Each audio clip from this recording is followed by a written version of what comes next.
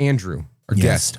I heard that the 440 megahertz was put out by the Rockefellers because this sound, it does not harmonize with the human genomes like the 432 hertz, which Mozart and Jimi Hendrix did. Now you're saying this is all hornswoggle. This is all bullshit. It's kind of bullshit. Yeah, for sure. Just tune to E flat. You know what I'm saying? I don't even know what that means. E flat is just a half step below A440. Well, how many hertz is it? How many? I don't know about hertz. I just feel like unless there are a lot of people like coming to like watch your music, like fucking just tune standard. A lot of fucking blood pumping heavy metal is in E flat. Okay, how many? I don't know. Okay, listen, I'm in a band. I've been in a few bands, but I don't know what E flat means. E flat is Smashing Pumpkins. I'm not asking you to explain it. E flat is some Nirvana. I do like Smashing Pumpkins. Motley Crue uses E flat a lot. Yeah, just tune. They just tune one half step down. But how many hertz is it? Fuck the hertz, man. What is this, a rental car company? What's going on? You sound like an apologist. What I heard is that it's all mind control put forth by the Rockefeller Foundation. Are you on TikTok? By the Illuminatis. What? Are you on TikTok now? No. You're talking? You're not talking? Hearing this? On the Instagrams. Oh, okay. But I've heard if you listen to certain sounds, like it resonates in your soul holes. Yeah. And you like sleep better at night. There's I forgot what it's called, but like there's certain frequencies that make geometric patterns, like in sand if you pump. Bingo. I've seen that video on Instagram. So like the theory there, I'm not an expert on it, but the theory there is to like align the fucking whatever chakras. If you're 90% water, like it's about creating like this harmonious frequency in your... Yes. Okay. And that's the thing. Music has been done in different like the levels of sound, whatever. I don't get it. It's science. But 432 megahertz is something that's been used for years. And then sometime in the 50s, a decision was made according to these websites. To the conspiracy stuff, it's the Nazis that started toying with it. Okay, cool. So you know what I'm talking about. So the Nazis like, nah, we're getting rid of these bells and we're going to change everything. And then the Nazis moved into... you got into like the abandoned bell theory and shit. Yeah, there we go. We're going crazy deep with this. And so then they took all the bells and they melted them down into fucking, I don't know what they made out of them, fucking spaceships. I don't fucking care. Yeah, trinkets. But then those Nazis aren't Nazis anymore. They made lampshades. They're like scientists. They're like Project Paperclip. They're like now they make the decisions on things. And the decision was made in the 50s to change the radio, the TVs, whatever sound was going out. It wasn't in 432 hertz, it's 440 hertz. Well, it's because more it throws people into more of a depressive state of anxiety. I don't know about that. I don't know about depressive state of anxiety. I mean, it's not. This is what the Rockefellers. They don't want you to think about it. There's like a lot of Bob Marley's in that frequency. Which one? The good one or the bad one? The evil Rockefeller one or the good one with your soul? Bob Marley. Yeah. There's an evil Bob Marley? No, I imagine Bob Marley's music is in the soul hole level. No, like you can look up playlists on Spotify of like a bunch of songs that are in, what is it, 443? 432. 432. That's the good one. What's the one we use now? 440. 440, yeah. Also used by like Mozart. But yeah, isn't that, right? Isn't that just a half step down? I mean, basically it's just like, I think it's like, just tune a half step down, and that's close enough. Is that E flat? Is that what you've been talking about? E flat is like around that ballpark. Yeah. Well, I think there's a reason you why can still play in other keys, but I don't know any of what you're talking about. It's the frequency of like the actual string. Like for example, with a guitar, it's the string vibrating that frequency into the pickup. Yeah. But you can still hit other notes.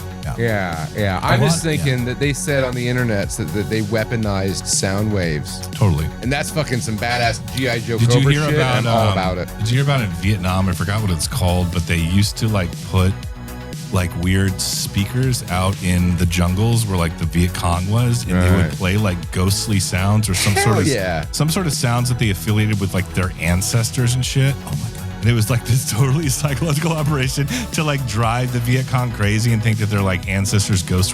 I'm butchering the story, but it was something like that. Imagine if they had music now that they could like play to the Viet Cong in the 70s and the 60s. I mean, I saw Back to the Future and he just plays fake Van Halen and claims that he's Darth Vader. Remember? That worked. Yeah. I don't know if it worked on Charlie. Crispin Glover. But it worked on Crispin Glover. It would not. I mean, who do you think's more? Charlie don't surf. Who do you think's tougher? Crispin Glover and as George McFly, or just your typical The Viet Cong? Cong. I'd say Viet Cong are just a tad bit tougher. Yeah. I mean, unless Crispin Glover made like specific traps for soldiers to step on, that was basically a bullet in the ground. Is this a reference to a that shot Crispin through their Glover foot. movie? Yeah. No, this is just what the Viet Cong did. And Oh yeah, no, I don't think Crispin wasn't Glover. doing all that. Yeah. Yeah. He controlled the rats in the late '90s though. That remake, Willard. Yeah, it was a good one. Anything with Crispin Glover, I'll watch. was he? I mean, a lot of I'd actors. love to see him as like a general in a Viet Cong movie. Like he's like the Vietnamese bad guy. He is. Yeah, him. It's him. He's the. They put a little rice hat on him and some buck teeth. He's What's the that? general. I mean, is he even like? Is he still alive? Yeah, fuck Yeah, yeah. I haven't seen that guy around. I mean, he probably just looks like his future. I self don't think back he's in getting a Future lot 2. of work. Oh Why well, not? he does what he wants to do. Crispin Glover is like, they talk about a crazy genius. Like that's that guy. Really? Yeah. Oh yeah. Like, I mean, at least Is he? I mean, at least he's crazy. No, he's definitely crazy. So- I mean, I think he's a good actor, but it's like very Crispin Glover, everything he does. He's like made his own movies and like directed movies with like. Did we talk about this? Is he like the old? Down syndrome? There's a Yeah, whole we movie talked where about it like everybody's. 2 episodes ago. Yeah, we've always talked about this. We talk about it pretty regularly. The I love Crispin the Down Glover. syndrome. He's I do great too. in Back to I the don't Future. know. Like I know he played a good Andy Warhol, right? He played Andy Warhol in some movie. Like he was Andy Warhol at some point. It was In the Crispin Glover. Doors? Oh Was yeah. that it? Was that what I'm thinking of? I think it is. Yeah. Was it- I think it may because have- they go to a party. Should we do the And podcast thing and look it up Oh, on for IMDb? sure. Yeah. Wait, do other podcasts do this or just us that does this? You need to I mean, listen to if- podcasts. If you got a giant screen right in front of you, you might as Wait, well. on like, look at podcasts, do they check IMDb a lot? it. I think so. I thought that was just I us mean, they being look fucking they like. look things up. Either look amateurs. Crispin Glover. Just type in Crispin Glover and what were we talking about? I know how to do a fucking Google search. You're not even on Google. You're on fucking IMDb. That's how good I am at Google searches. Damn, he's. All I know is Crispin Glover just sounds like it's always just sounds like a really good snack, like a British Wait, snack. That I'm you gonna couldn't get in the Google United search States. it. Yeah, Google it. Not All right, IMDb. I'm gonna just go Crispin Glover, Andy Warhol. The Doors. It was The Doors. I was fucking I didn't right. even have to click the search. It just said The Doors. And Well, it's- maybe it is not, and it's like a Mandela effect. Why don't you click on it? no, Okay, so it if- Click definitely. on it. If you didn't know who Crispin Glover was, and somebody came back and was like, "Hey, I came back from vacation in London. I got like a bag of those like Crispin Glovers," and so it was like, "Oh, I heard it's like an English snack. You can't get anywhere else." Like, "Oh yeah, fucking give me one of those." It does sound like an English They're snack. great with Earl Grey tea. It's delicious. That's the only other English thing I can think of. Yeah, Earl Grey tea is pretty fun. I'll take the tea. I don't want their like, I don't know, beans. Beans on toast. Beans on toast. Dude, full English? Come on, No. get out. I of mean, town. I'm not gonna kick it out of bed. I mean, I eat beans for breakfast 'cause I eat Mexican food, but I would just say that I would venture a guess that Mexican food beats the shit out of British food. I'm not mad Hey, at beans Lee on and toast. Adam and Chris, like, how bad is British food compared to Mexican food? I'm not mad at beans on toast, but if that's like the iconic staple of what people think of Yeah. your Right. culinary culture, that's Right. not a great sign. I mean, I will eat anything that like Pink Floyd ordered in the breakfast scene before they did the Private Pompeii thing. They were Right. just like it went down the row, and it was like the first rock documentary that was ever filmed, and they're just like ordering breakfast at some place, and they're just like some guy was like, "I'll have beans on." One of them was like, "I'll have beans on toast." It's like, okay, well, I'll try that. Yeah. If David I Gilmour mean, did it. sure, if David Gilmour's ordering it. Well, listen, we have these British friends. They do a podcast. It's called Welcome to Horror. And amazingly, Welcome to Horror is not about British cuisine, because that's what I think of when I think of British cuisine is a fucking horror show. No, they got good Indian food. Yeah, it's Indian food. It's not fucking British. You got fish and fucking French fries. It's adopted by the British. They got good Middle Eastern food over there. Yeah, which again is also not. It's not British. Thrill me. You know, there's gorillas in these woods. Mortis? What's that? It's all in the reflexes. Chicken's good. I like chicken. I'd buy that for $1.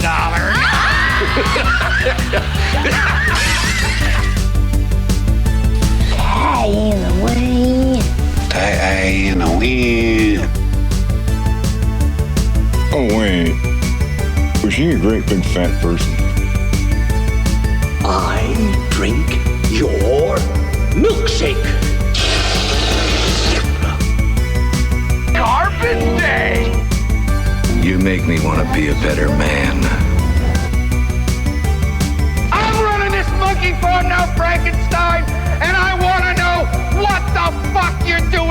my time! See you at the party, Richter!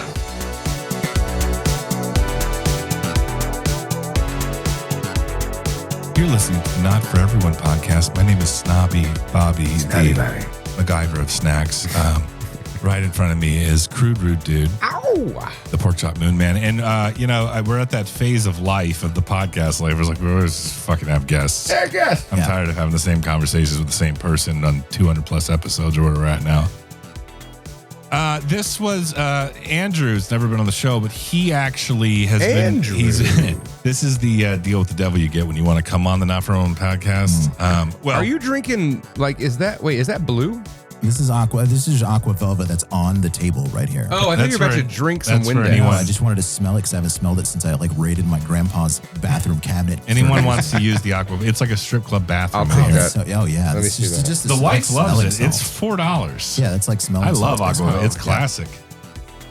Is that too much? Yeah, dude, put on some aqua velva and find. I just put on a lot of aqua velva. I'm telling you, go to aqua. If you want to have sex with a 50-something recovered crack addict that works at 7-Eleven. Oh. This is based on a true story. I'm not going to go into details, but put on some aqua velva. So you're saying I should go to aqua velva, go to 7-Eleven right now, and I'll get laid.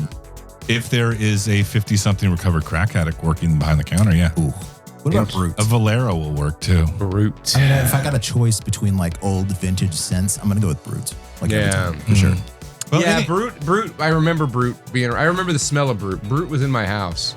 It was before. I like the name. It sounds manly. This is B-R-U-t.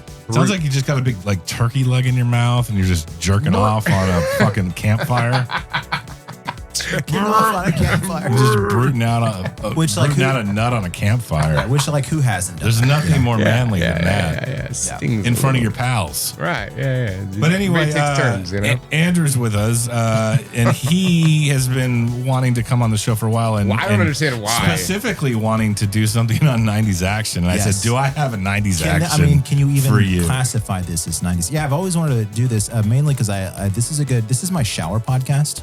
Okay. I was telling Adam earlier, I'm every time I hear with it. I'm listening to this podcast, I'm literally lathering my naked body Get up. yourself a good lather going while you listen to Apple Western. I mean, if you got I've got Boys a and good, girls. I've got a solid chest hair count, so I feel like if you're not taking advantage of the lather advantage with your chest hairs, then I like to put male and mane and tail. Mane and let's tail's got ask. good While we biotin. have men here, let's just have men hygiene conversations. So, I got a lot to say about this. Do you lather up with the shampoo or are you using soap on the I'm an Irish chest? Spring man. For So sure. wow. you're just using Petroleum-based bars classic. of fucking leprechaun jizz Right now, just I'm all over you. I mean, right now I'm a little extra moisturized because I'm doing a lot. Irish Spring Aloe, which is a little bit more of a moisturizing soap. Sure. But for sure, bar soap all day. All day. It's either that or the Caswell Massey, which is if you want to smell like John F. Kennedy. What's that? Smell like a hooker? I just feel like a New England elite. Yeah, when I use that for sure. Well, that's the opposite of the Irish Spring, because in that case, you just smell like dirt and whiskey. Yeah, I'm just going between The Departed and JFK's presidency. Well, it's with funny my that you mentioned dirt and whiskey because what the soap I use is also a bar soap. But it's this, it's like Cremo is the brand, but it's bourbon and oak. Oh, yeah. So it's like bourbon with little chunks of wood in there. Yeah. So it's kind of like dirt and whiskey. And so I grind it all over my body. Yeah, it's great. exfoliating. It exfoliates. It exfoliates, It yeah, for exfoliates. sure. It's a lot of exfoliation. This is the metrosexual episode. What about you, Bobby? What about you? That's not I was gonna say, metrosexual. I actually just got some Cremo. You got the Cremo too. The Cremo Dreamo is what I like to call it. Crop. I don't remember which scent it was, but it's like, what do they call it? It's like that wood that they burn in Catholic churches, like Santo Palma or something like that. Santa Paula wood or some shit. I never heard Anyway, it smells like being molested by an Irish priest. What does that smell like? It's in the shower. It's in there if you want to check it out. Between Irish Spring, bourbon and oak, and this, it all smells like being molested. All of our your fucking shit talk, soaps obviously smell like being molested by Irish priests. We are going to divert this episode to a review of Doubt with Philip Seymour Hoffman. Yes. I haven't seen that one. Meryl Streep. Is it about molesting priests? I watched that movie 3 times in a row, and I still have no idea what it's actually about. Why did you watch it in a row? His breath smells like communal wine. Is that a line from the movie? No, I just made that up. It's gold, A Bobby. line from my autobiography. The lesson here is that body wash is a scam. Yeah. Totally. And So you use bar soap yeah. too. Use a bar soap or use the wash? Well, I use the wash, fucking- but I use the expensive ass You fucking like pussy. tea tree like pump stuff. But I also got a bar of goat milk soap as well. Oh, you better bar goat milk soap. soap. Okay, sure I'm do. slowly adding hygiene products onto my long list of things you don't cut corners on. Yeah. But sure. what I was gonna say is I don't want to get too graphic here. Let's hear But it they've now. been marketing these wet wipes for men lately for your butthole. Dude wipes. Dude, they're literally called dude wipes. You know what they are, right? I had a friend. They're cum rags. No, yeah. They're disposable cum rags. They're multi-purpose. They're Adam. just baby wipes. Yeah. It's just a baby wipe. I No, mean, but it's- baby wipes I- are like soapy. Here's the deal though with dude wipes is I have a good case study for this because I work on the road and so I'm traveling a lot. You want your butthole to be clean And everywhere at all when times. when you're traveling Do professionally, you? Why is need- that, Bobby? You need it. Look, you need a in case Who's looking at your In butthole? case you meet a nice young man at a bar. yeah. You need look when you are constantly on the road, you need wipes. That's like a constant thing. Like unless You you need just hygiene. unless you just want Need to to feel it- fresh. You got to give the Eat towel no matter a where sponge you are. bath Yeah, sometimes. it's, for whatever reason, if you are constantly traveling, unless you just want to feel your dirty ass all the time, like you need to have wipes because What if you you don't know have a when you're gonna sponge shop. and a sink? I mean, that's all you need. That's the trucker's I solution. wash myself with a You rag can- I mean, on a stick. In the case of like if you're out of wipes, I have traveled without wipes. Sometimes you do Drop that. the paper towel in the sink, Yeah. to make up for it. But the dude wipes are like unreasonably like fantastic. I don't know what I hate the name. Because they're extra large. It's Is just that a what it is? goddamn. It's Like just a my- goddamn No, baby wipe Like with a my different level load of of fucking testosterone. It really is not, though. liquid on It it. really is not though. Like if you're using dude wipes compared to like any of the bullshit other brands, Yeah. there is a step above with dude wipes. You don't I want hate, that Johnson & Johnson fucking Illuminati shit. And don't All right. get me wrong, I gotta Procter take a Gamble. piss. Y'all go ahead and keep up with this bullshit fucking unpaid advertisement you fuckers are doing for, For fucking dude dude wipes. wipes. I'm gonna I go will- fucking keep a lizard. I will say though that the Go ahead and give me the male hygiene like marketing Mhm. for It's like a lot of cringe. it's It's a little like because a cringe. lot of it does is like bourbon and oak. It's like it's like man, Yeah. it's like a It'll be like Sasquatch. pussy and tree trunk. It's like I fucking just give me soap, man. That's why I like I Irish just Spring. want soap. Just I want to clean myself. I don't need to feel like fucking Paul Bunyan. Like I Yeah. just want to take a shower. Why are you like acting like I'm Paul Bunyan, like slaying the fucking Well, Roman I don't army? need Like, I don't need to feel like Jared Leto with a beard. Jared Leto does have a beard. Yeah. I realized recently I'm not a fan of being manipulated, but I also understand the necessity of it in like advertising and stuff. Yeah. And that said, like it's almost like this weird cop-out excuse where it's like, if I can identify it and recognize it, it gives me a pass to fucking indulge in that I think culture. that's everything. It's like I know what this is. I'll still check it out. for Yeah, sure. yeah. I mean, Star Wars has been doing that for at least 24 years now. It's better to just know what the thing, like know what's happening. Yeah. Partake in it. Well, or I mean, don't partake in it, but, like, know what's I look at happening. these kids, like my nieces and nephews, and they're like all TikTok, Instagram, like they're just being their What are you brains old being fuckers circle jerking about in here? their brains are being like morphed into little consumers. Mm-hmm. Like that's the goal of this, Well, right? It's the new They've version already of that. got us fucking 30 years ago. Yeah, I That's mean, what they've But always what been I'm doing. saying is, I even see it happening to myself, For sure. where I'll be like, like Bro, it they already will- happened to you like 30 fucking years No, ago. but I identify it. These kids today, like, they're just like, this is what life is. Like, Oh, no. I mean, listen, I we have a see a 12-year-old. video on TikTok and then we go buy some fucking Takis and hot Cheetos. No. It's not just fucking TikTok, dude. It's like my kid, he didn't play on TikTok. He just plays PlayStation. But the games he plays, like Fallout, fucking Fortnite, all they're doing is just trying to sell. He spends more time sitting in the fucking lobby looking at shit to buy than playing the goddamn Playing game. the actual game. Yeah, everything is turning him into consumers I think now. NFTs are coming back in a different way. NFTs. I mean, we have fucking NFTs on Marvel Snap, Adam. Dude, That's an NFT. DLCs existed before NFTs. No, but I'm saying like something digital will be coveted at some point. Sure. For sure. I spend money on them variants. And you gladly you do. badly. My point is, I recognize the game, whereas these kids today like don't care and don't know and don't care. That's sure. why they're legalizing abortion, because they want a lot more little baby worker consumers that are going to be brain dead on their phones, working and spending money on shit they don't fucking need. I thought that was feminism, but we'll go with your explanation as well. Yeah. Okay. So should we just go to movie recap at this point? Movie recap.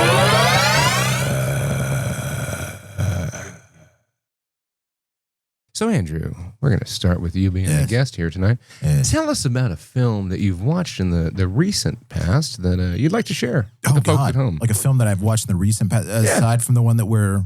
Not the one we're describing. Not Teenage Mutant Ninja Turtles 3, which should be called Turtles in Time, or stupid fucking samurai turtle movie. Right. Man, one that I've watched in the recent past, I guess the last one I actually watched. Any movie. The last movie you watched other than Ninja Turtles 3, yes. Team America, World Police. Fuck yeah. Yeah. America. Sure. Yeah, that had to be the last one I watched. Watched it on the way back, on the old tour bus, on the way back from a gig, I guess, earlier this week. Yeah, it was pretty fun. Nice. Yeah.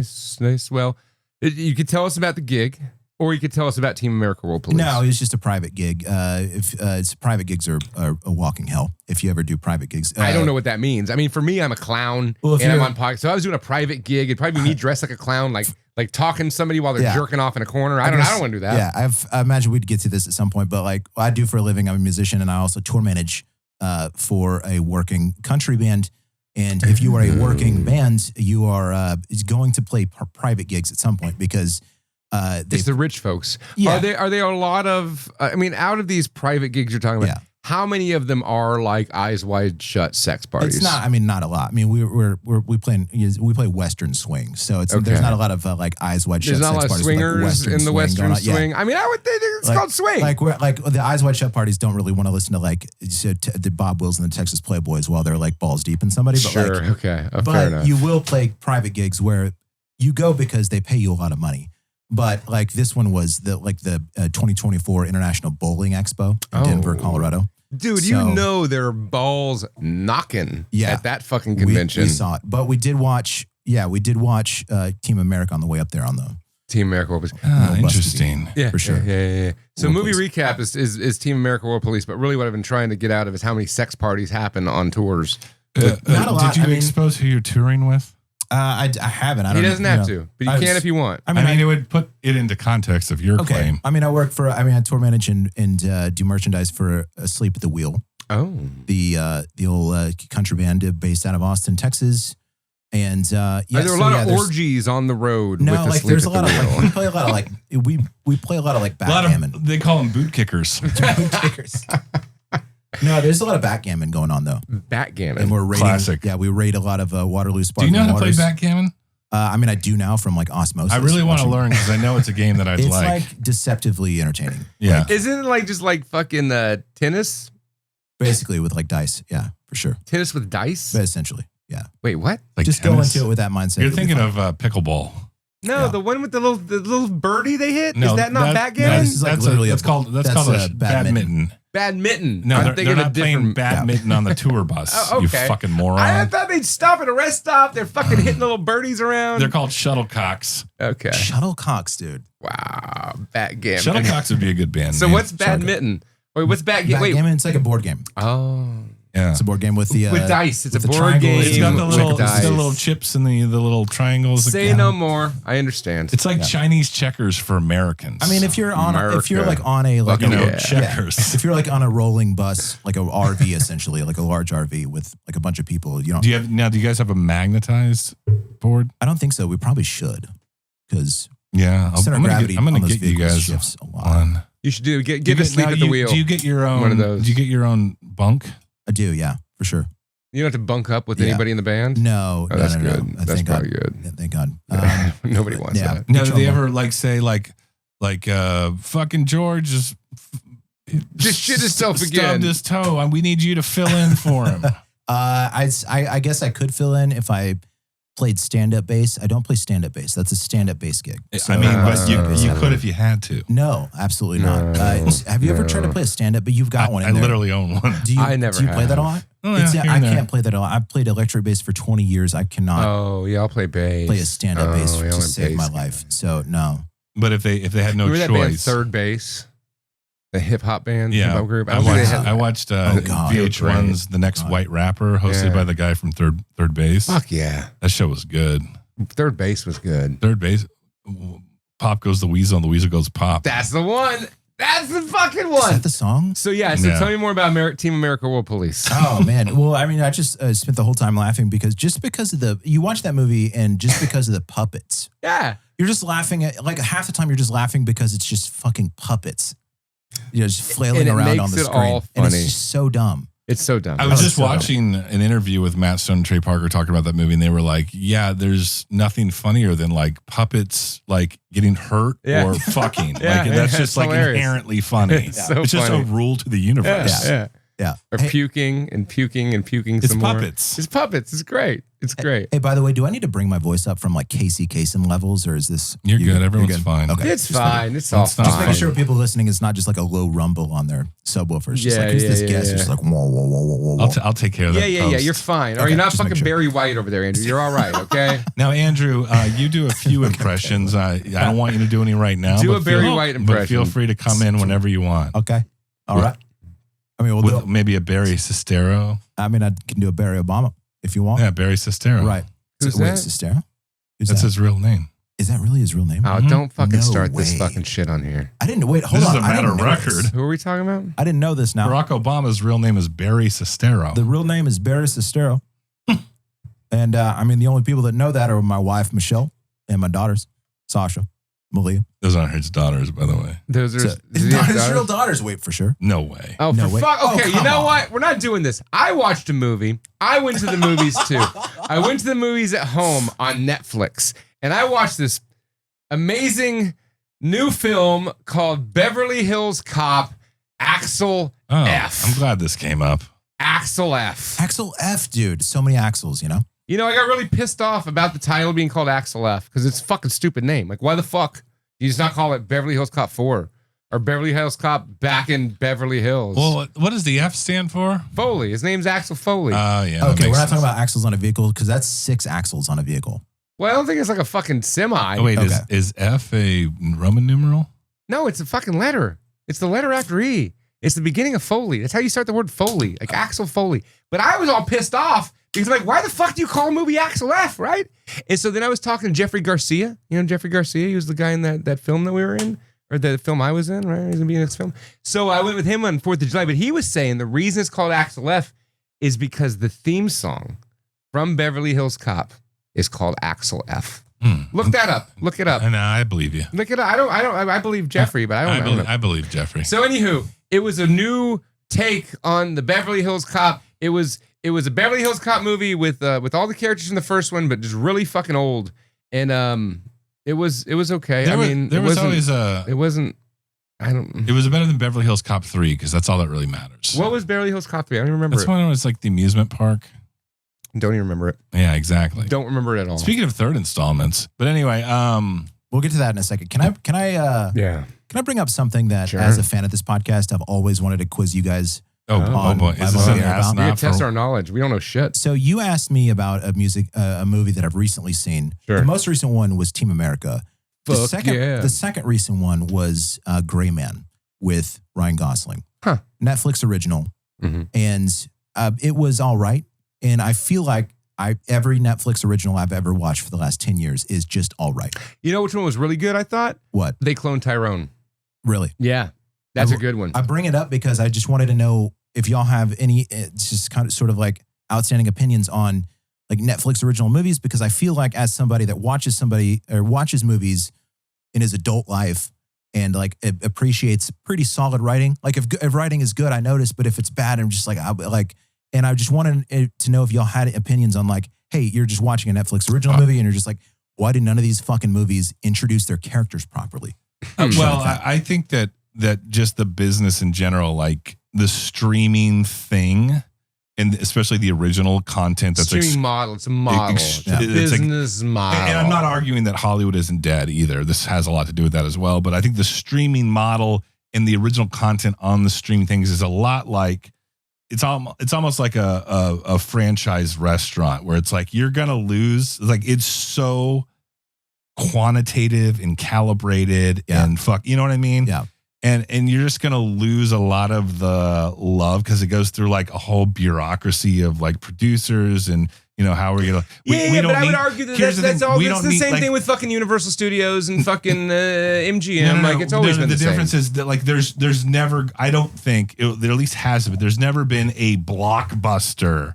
Fucking holy shit! Everyone needs to watch this movie that was original content on The Irishman. There was no Jaws. The Irish. Well, there's no fucking Star fucking Wars. Jaws or goddamn Star Wars. There was no Independence But there hasn't been Day. a Jaws or Star Wars in fucking forever. There hasn't been an Independence Day since fucking Independence Day. Maybe You're you know what I mean? literally making my entire point for me. But to answer your question, there are some good films that are Netflix originals, and I think that it's just like these movies only get made because Netflix is the one who gives the auteur the money to it. Fucking Fincher's The Killer with fucking Fassbender is a great fucking movie. That's a tight little fucking movie about a hitman, and it's really good and it's recent. So are we just watching like a quantity thing where they're all churned out so fast it's made to be thrown out on the internet?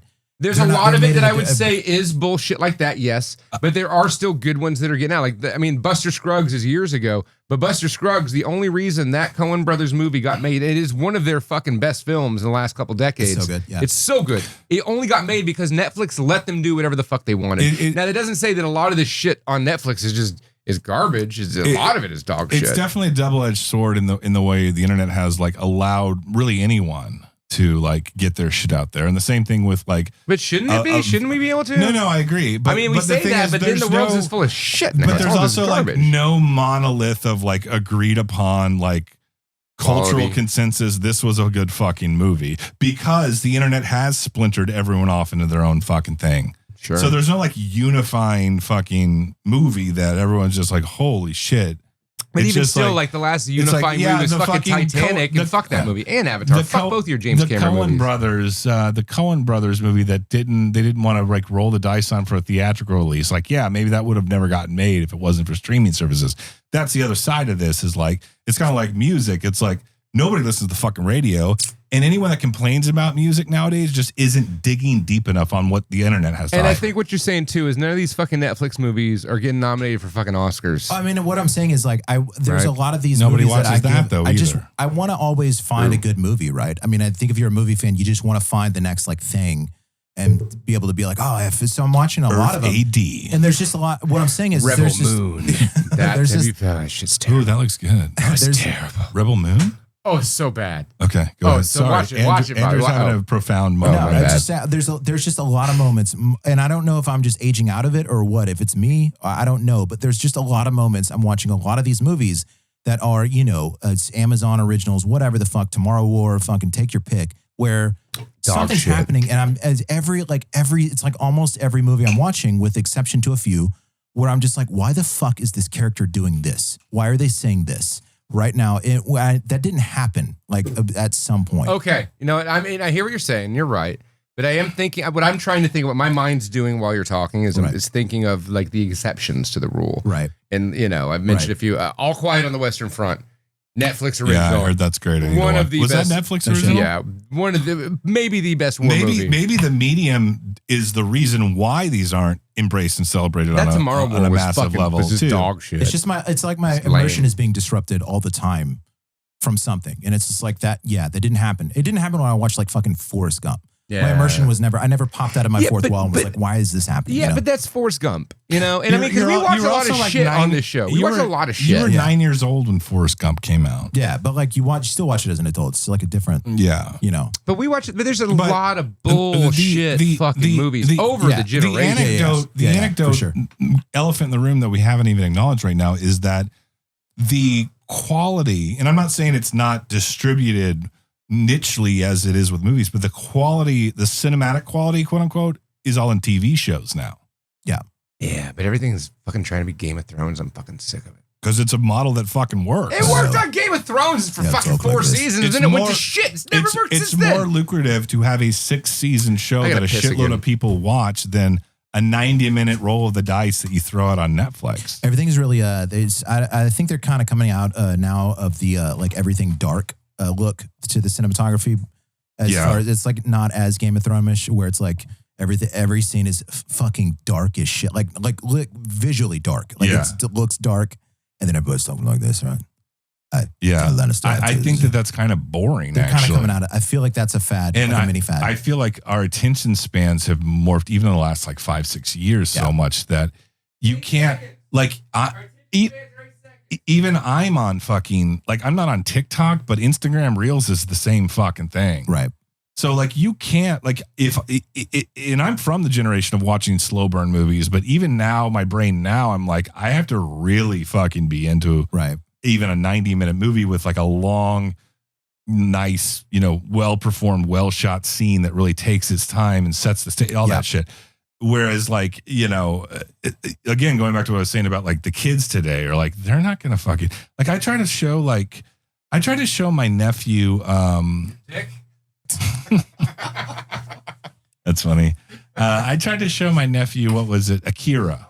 Because he was into manga and all that shit. Manga. I was like, hey, well, you should watch Akira. And then like, there were even like gratuitous animated Japanese sex scenes in the first 10 minutes of that movie. I mean, it's not gratuitous. No, I mean, I'm just saying like, it's pretty graphic for like something you're showing. I mean, it wouldn't get me off these days. You're right. Nothing does, Adam. It's true. Your standards are so high. Terrible. The point is he was uninterested even with that within the first 15 minutes. I'm like, but the music's you're so a good. fan of anime though. And this is like one of the greatest ones ever made. Yeah. What, he didn't like it? I just was not interested. It's weird. I don't know. I tried to show my kid Akira, and he didn't really want to watch it either. And I think it was just like, it's weird and it bugs him out, which is cool. And that's what I liked about it, is that weird and bugged me out. I never got into the anime, man. Never really. Yeah. Me neither, but there's that handful that are fucking. Oh, there's so much good anime out there, but that's not the point of this podcast tonight. No, it's not. It's not. We're talking about movie recap. Speaking of quality films that they don't make them like they used to anymore. Yeah, what did you watch, Bobby? I watched a little movie called Leprechaun 5 in the Hood. Leprechaun 5. Leprechaun 5 in the Hood. Wait. It was part 5 that he went to the hood? Yeah. So there was 4 before he ever even went to the hood. Well, there's the first one that is the one with Jennifer Aniston. There's like the farmhouse. There's and Leprechaun. The kid from Mr. Nanny's there. Sure. And the second one I watched not that long ago. I don't recall. I don't remember any of them other than the first one where he goes, "Me power." The third one's the best. That's one set in Las Vegas that has Caroline Williams in it. Oh. And a lot of like fun one-liners and kills and stuff. Sure. And it's in Vegas. Didn't we just talk about Leprechaun 5 in the hood? No, maybe not on the air. What hood did they go to? Well, maybe I was thinking of Back to the Hood because I put this on thinking this movie was like darkly lit, like fucking grimy ghetto. Like I remember it really feeling like 2000. I remember it really feeling like New Jack City, but with the Leprechaun. What the fuck? But then I put this on. This thing's shot like when like David Lynch does the thing that like feels like I'm like, is he trying to make it look like a soap opera, but he's just too much of a genius to like, you know what I mean? Like if you watch like Mulholland Drive, I'm like, why is this lit like The Young and the Restless? Like it's like a super brightly lit. You know what? You know how pissed I was at Mulholland Drive, right? I was super pissed at that movie. Apparently, the whole first half of the movie is just a dream. Well, I watched Leprechaun 5 in the Hood. Oh, okay. And I wish I had watched Mulholland Drive. I need to rewatch Mulholland Drive. Jeffrey Garcia told me it was all a dream in the first half, and it makes more sense than anything I ever thought about that movie. It stars Warwick Davis. Warwick Davis. He's got his fun little rhymey one-liners before. That sounds like if your name was Wardick. Can I please talk about Leprechaun 5? Wardick Davis. Go ahead, Bobby. Wardick Davis is in this, and then one Ice-T is also in this. I went to Raising Cane's today. There's nothing Ice-T can do that's bad. And then I watched Leprechaun 5 in the Hood. Wow. So I love the rapper Ice-T, also an actor known for Leprechaun 5 in the Hood and NCIS. Currently, he is he's hawking his logo, his name, his rep at the Raising Cane's chicken joint, which I gotta say is currently my favorite fast food fried chicken. Raising Cane's, fantastic. 100%. Sure. Yeah. So Ice-T sells iced tea at that place, which is great. I had some of the iced tea from Ice-T. You think it was a white guy that pitched that in the meeting? Maybe. I don't know. He's like, who likes fried chicken? Fans of Ice-T. It just so happens that iced tea is something we serve at Raising Cane's. You know, I was watching Special Victims Unit the other day. And there he was. So the funny thing is, iced tea's hawking iced tea at Raising Cane's. But if you go to Jack in the Box, they have the midnight munchie meal that's being hawked by Ice Cube. I went and got a munchie meal the other night, which is directly aimed at stoners, right? Which is fine by me. Chicken tater melt. You know? Yeah, that's the one. And they gave me an Ice Cube sticker. I have a fucking sticker of the rapper Ice Cube. I wish they were giving out iced tea stickers at Raising Cane's. It's almost like they were never really from the streets. They were from the streets. They've been commodities their entire commoditized, careers. but they started out in the streets. He was Doughboy, bro. You ever seen fucking Boys in the Hood? Yeah, that's a movie. That's a good fucking movie. So speaking of movie recap, Boys in the Hood. Oh, wait. Leprechaun 5 starring Doughboy. Don't watch it. Don't watch that movie. Don't watch it? No, it's not Doughboy. It's fucking iced tea. So yeah, also to take a step backwards in time, don't fucking watch Beverly Hills Cop Axel fucking F. Watch Beverly Hills Ninja. Yeah. Just watch that. It's better. I'm going to say it's underrated, but it's unfairly dismissed. For sure. Yeah. All right, what else did you watch, Andrew? Movie recap number 2. Movie recap number 2. What's the second most recent film? It doesn't have to be. You can just think of any movie you've watched in the recent in the last year. We're going back since to the last time you were on this YouTube. fucking episode. Yeah, I'm a YouTube watcher. So you don't watch movies. You watch. I mean, YouTube. I watch movies What or are you, special 6? events. He likes Pootie Pie. Pootie Pie. I do not. He likes Let the record You like show. Mr. He likes- Beast. No, He likes I don't. Philip DeFranco. Mr. Beast. I think that's. You like Joseph Rogan's. Joseph. You like Joseph Ani Rogan's. DeFranco. You like India. You fucking. You like Ani DeFranco in you? You like I'd Ani let her. Oh. I mean, back in the day, like prime Ani DeFranco. Well, Man, here's the I'll- thing about Bjork's when she was with the sugar cubes. Those blah, blah, blah, blah. I don't like people that defend Bjork. I like Bjork. I do too, but I don't like people that defend her. Why would you need to defend her from who? Right, that's like defending the Beatles. I like the Beatles. Yeah, exactly. Bjork's great. Love the sugar cubes. Go ahead. You know, I was thinking about the Rolling Stones and the Beatles. You know how like every My samurai bun knocked my headphones off. Your It hair did. is interfering with your podcasting duties. I've never seen that happen. Your head's so slick right now with the samurai juices that it knocked it off. So, what did you watch, Andrew? Y'all keep talking. I'm thinking of the last movie I watched. So, what was I talking about? Bjork. Bjork. So she's hot, or she was back in the '90s, maybe. I don't know. But she's a spinner. Oh yeah. Oh yeah. Going back to the sugar cube days. I hit the wrong button. I can't hear any of the sounds. Movie Like, recap's not over yet. Okay. So I watched a movie. I went to. Should I tell you about the one I went to the theater to watch, or For the sure. one that was absolute dog shit? I want to hear about the one that's part of a trilogy that I haven't seen yet, but I'm a big fan of. Okay, so I went to the movies last night and I saw a little movie called Maxxxine with the 3 X's. With 3 X's. With 3 X's in the middle. Now, this is the third, and I'm guessing final installment in a trilogy by Ty West, who's a director who's made The House of the Devil that I fucking love, and a few that were just kind of The blah. Innkeepers. I need to watch it again. I'll give it another shot. So anyways, he made X, and he made Pearl, and he made Maxxxine, and all three of them go together. And Mia Goth is, goddamn, she's fucking hot. I love me some fucking Mia Goth. You think that's her real name? I don't care if it's her real name. Her It's name it's is one Goth. of the hottest names. Yeah, for sure. yeah, I am into Mia Goth since I heard there was a person named Mia Goth. I didn't care what she looked like. And then I saw this little waif with no eyebrows. I'm like, oh, fucking sign me up for that shit. It's a very heroin chic name. Yeah. Remember heroin chic? Kate Moss. There's a movie called X, and it's about people that go make a porno in Texas and they get murdered. There's a character in it called Maxxine. And then there's a sequel called Pearl, which is a prequel about a woman named Pearl. And now there's a third movie in the Who's trilogy. the killer in X? Don't spoil it for me. Everyone knows that. Pearl is the killer in X. And then there's a third movie called Maxxine, which is about Maxxine, the girl who survived, the final girl in X, going on to be a star. So Maxxine is after X. Yes. Okay. This is a sequel to Maxxine. Yes. It's Maxxine, it's X, and then the prequel to X is Pearl. The sequel to X is Maxxine. So it goes Pearl, X, Now let me ask you, Maxxine. is there a character in Maxxine that you foresee them doing a prequel about in the future? No, I don't think so. I think they really tied this up nicely with a little bow. And they're great. I mean, they're all so tonally different types of fucking movies. You've seen X and Pearl, right? I love both of them. Both of them. And this one is totally different than X and Pearl. It's fucking phenomenal, man. So I went with my friend Fifi last night, and she had never seen any of them. And I made her watch the first two. She watched both the first. I didn't make her. She watched the first two that day and watched all three of them in a row. Watch the movies, bitch. I didn't have to do that. She's a sweetheart. So she watched them all in one day. You have to do that. And I was like I'm kind of jealous that she got to watch all three of them, the whole trilogy in one day. I've never seen any of them. She said she thinks she liked X the best, but she liked them all.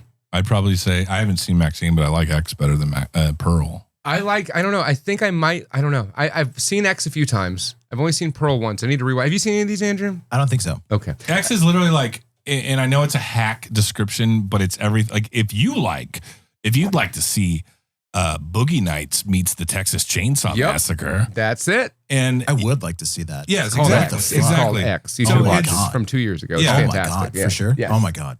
Oh Yes. yeah, that's what you want to watch then if you like those Does two Heather things. Graham also get naked in this one? No, but Mia Goth does. Ooh, Mia Goth. Even better. I don't even know who that is, and I'm in love with her. You know what I'm Her saying? name's Goth. Yeah. So yeah, listen, folks. If you haven't seen X or Pearl, watch them, and then go to the theaters, spend the money. Well, you didn't talk about Maxxxine at all. So this is Maxxxine. She's a porn star, and she's breaking her way into movies. She wants to be a movie star, right? Too late if you're already a porn star. Unless you're Sylvester Stallone. This is 1985. All right. This is right around that turning point in America. And that's what's great about these movies too, is it is like a specific, like this one's in 79, this slice one's of in time. 50. Yeah. You get a little cut in time there.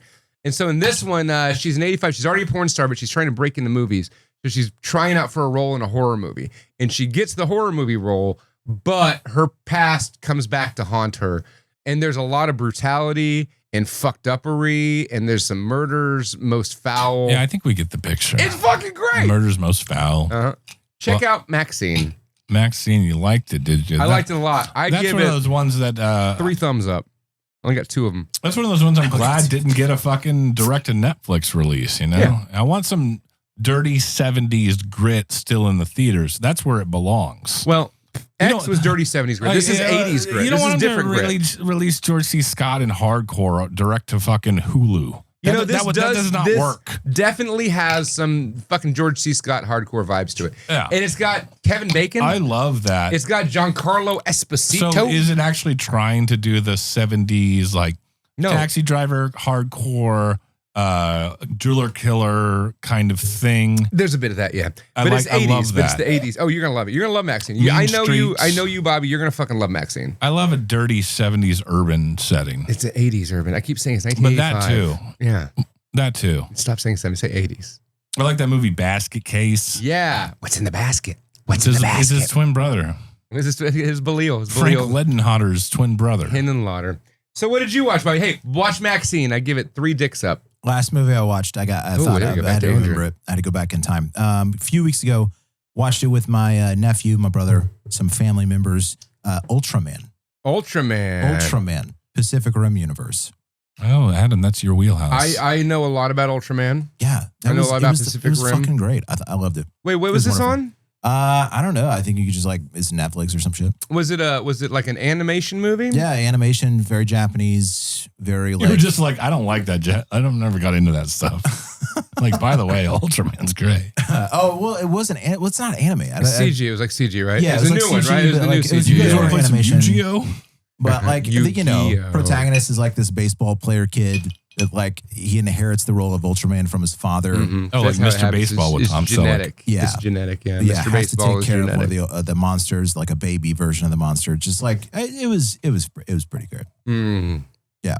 Ultraman. Ultraman. See, I like the 1967 Ultraman TV show.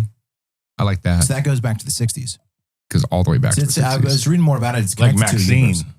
Like what? Yeah, it's connected to some sort of it's the Pacific Rim universe, and so that goes back. Wait, that goes back Well, to the 60s. no. So the Ultraman universe is more directly tied into the Godzilla universe because the guy named Subaraya, who was the guy who made all the Godzilla suits for the original Godzilla movies, Yeah. he got some money and from Toho, the guys who made Godzilla, like, hey, go make a TV show. We want a TV show with this kind of shit. So they came up with this thing called Ultra Q, which was like the X-Files, like back in the day in the Right, 60s. right. And then it turned into Ultraman, where it's like this one superhero just fucking up all these monsters.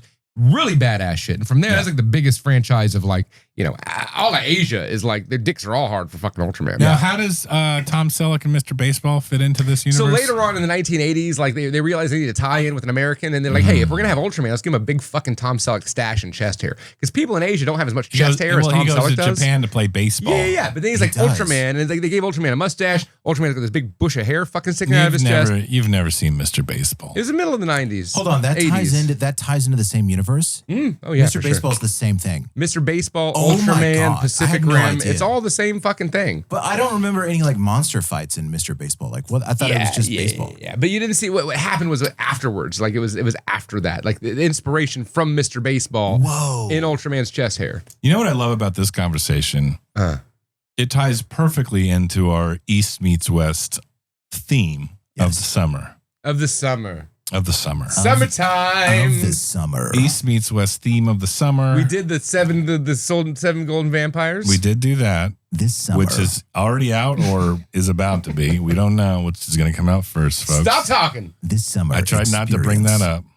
Experience this summer. Experience the summer of East meets West. West. It's like a Japanese shrimp and a British tenderloin fucking in sand. Now I gotta say, I said, Adam, why don't we do like an East meets West theme for the summer? And in jest, I said, like Ninja Turtles 3, and I listed off something else that was more serious. I don't remember what it was. And I said, hey, you know what? People have seen Ninja Turtles 3, and people have seen Waterworld. We had the most likes on our Waterworld, so let's do this so people fucking listen to our goddamn episodes. I regret to ask you this, but please read the IMDb description of Teenage Mutant Ninja Turtles 3. Fuck. Not Turtles in Time. That's the Super Nintendo game, you fucking morons. I really want to call this movie fucking Turtles in Time because that's the whole premise of it. That's an insult to the video game. Yeah, because you know what's badass about like Teenage Mutant Ninja Turtles, Turtles in Time, the video game? Everything about that is badass. Not so much Teenage Mutant Ninja Turtles 3. When journalist April O'Neil discovers an ancient scepter with magical powers, the Turtles must cowabunga their way back to 17th century Japan to rescue her from the evil clutches of Lord Nobunaga.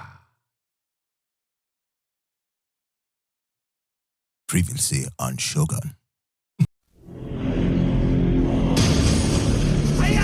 16th century Japan. Brave men ride into battle, fighting an evil emperor. With their only hope,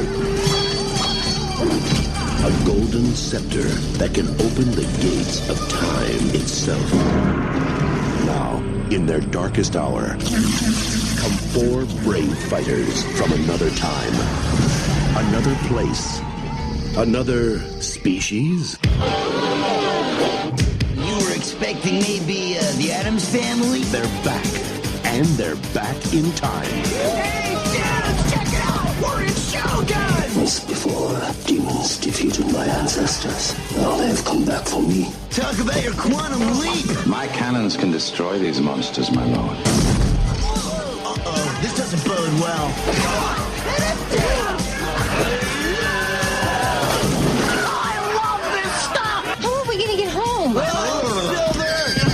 Somebody dial 911. I have a feeling we're going to be here for a very long time.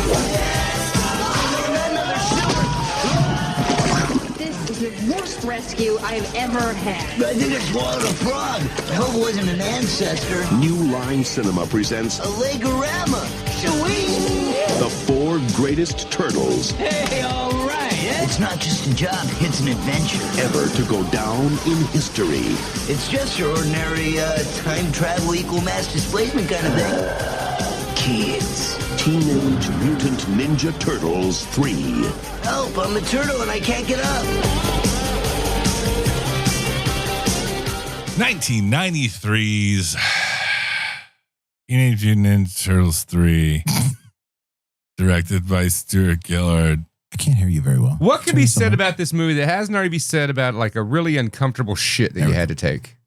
Because that's what this movie reminds me of. You know, one of those shits that's just not comfortable. You got to wipe too much. It hurts coming out. Adam, that's this movie, Ninja Turtles 3. Let's not blow our uncomfortable shit load here. I got more to say. This early on in the podcast. I got more to say. I have a lot to say about this movie. Now, before we do that, though, I want to go around the room and just briefly kind of describe your relationship with the franchise in general. Adam, you go first. Okay, so I'm the oldest here. I loved the fucking Ninja Turtles. I would say between 1988 and 1991, 92, between like the years of me being 8 and 11, Ninja Turtles were the coolest thing in the fucking world. Like 100%, I was all in, all Ninja Turtles, all the fucking time. And then Ninja Turtles 3 came out and everything changed. You know, actually, that's not true because I got older. I hit 13. I probably stopped liking Ninja Turtles before 1993, but I was a real big fan of the Ninja Turtles 1, Ninja Turtles 2, the movie, all about that shit. First day in the theater and shit. First day. Anybody gonna talk? Yeah, playing with volumes. I was just adjusting. I was just making sure you weren't blasting my eardrums out. Fuck your eardrums. I mean, I'm sorry. I didn't mean to. Now, Andrew, just for context, you're basically my age, a little younger, I think. Yes. You were born in 85. No, I'm older. He's older than you, Bobby. You are? I'm 40 in 3 weeks. Yeah, you're 40 in months. You were born in 84, but a few months earlier than me. Leo's son. Thank you. What's your sign? What's yours? Hey, bro, I'm in Leo too, bro. My son is in Leo. Thank you. Fist bump for the Leos. Let's go, dude. Let's go. Look. Yeah, born in 84. I mean, the first Ninja. I mean, this is a true story. My brother and I, 3 years younger than me, so pretty close in age. We enjoyed a lot of the same pop culture phenomena. And I have to say, I mean, this was in the age of VHS tapes. Mm-hmm. I mean, the first two, this is not a joke. Like, we wore the VHSs out. Like, our parents had to like get us new VHS tapes. Yeah. Because we watched them so often that like they would just stop working. Yeah. And it'd just be like a blur of static and like vague Teenage Mutant Ninja Turtles figures like on the screen. You know? Yeah. So, I mean, yeah, we had the action figures. I had the van that shot like little pieces. Oh, yeah, I had all those fucking toys. Thing. Yeah, They're so great. Yeah. And the first one was like an event. I mean, the first one was dark in a way. It was almost a Sam Rockwell. Movie. Yeah. Wait, did it really? Yeah. He was one what of the kids. did Sam Rockwell do? He was one of the punk kids. He was like one of the main bad guy punk kid was fucking Sam Rockwell. Well, oh my God. Yeah. It's so good. There was cursing. They cursed. Yeah. They're playing Narcs, that video game. Now, when the first Ninja Turtles movie came out, the cartoon had already come out, but and it was also, I believe, the same summer within a year of Tim Burton's Batman, right? Possibly. For sure. So I think that there was some sort of, at least subconsciously, of like people trying to recreate like, okay, this is something ridiculous for the big screen.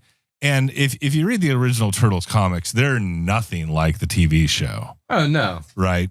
They're a lot darker. It's all satirical on Daredevil, basically. It was totally rap on Daredevil. The whole origin of the Ninja Turtles even is the same chemical spill that gave Daredevil his powers. It was written in more or less as a joke, right? And it just caught fucking fire. This was a cultural phenomenon in the late 80s. So dark they didn't even have eyeballs. They had like white spaces where the eyes were. Right, so like it was just like this ghostly sort of figure. And they changed the colors of the bandanas just because so you could distinguish the difference between them. Oh yeah, because they didn't have. It's a black and white comic. It didn't matter in the comics, right? But it was. And still, there wasn't like in the comics. It wasn't like Michelangelo like let's party and eat pizza, dude. But unlike on the covers of them, they were all red, I believe, if I'm not mistaken. The colored covers. That's not the point. The point is. Well, hold on. Wait, what is the point? The point is the first one tried to toe that line between like dark 80s action sci-fi type shit that you see with things like Batman.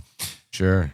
The second one is like the perfect bridge between the first one and the stupid fucking third one we're about to talk about in detail. And I was always more of a Ghostbusters kid. I liked Ninja Turtles. Like I just had my phases. Well, okay, you know what I'm fair saying? enough. Like summer was Ninja Turtle season. Let's just say I owned a lot more Ghostbusters toys than I did Ninja Turtles. Yeah. That's the point.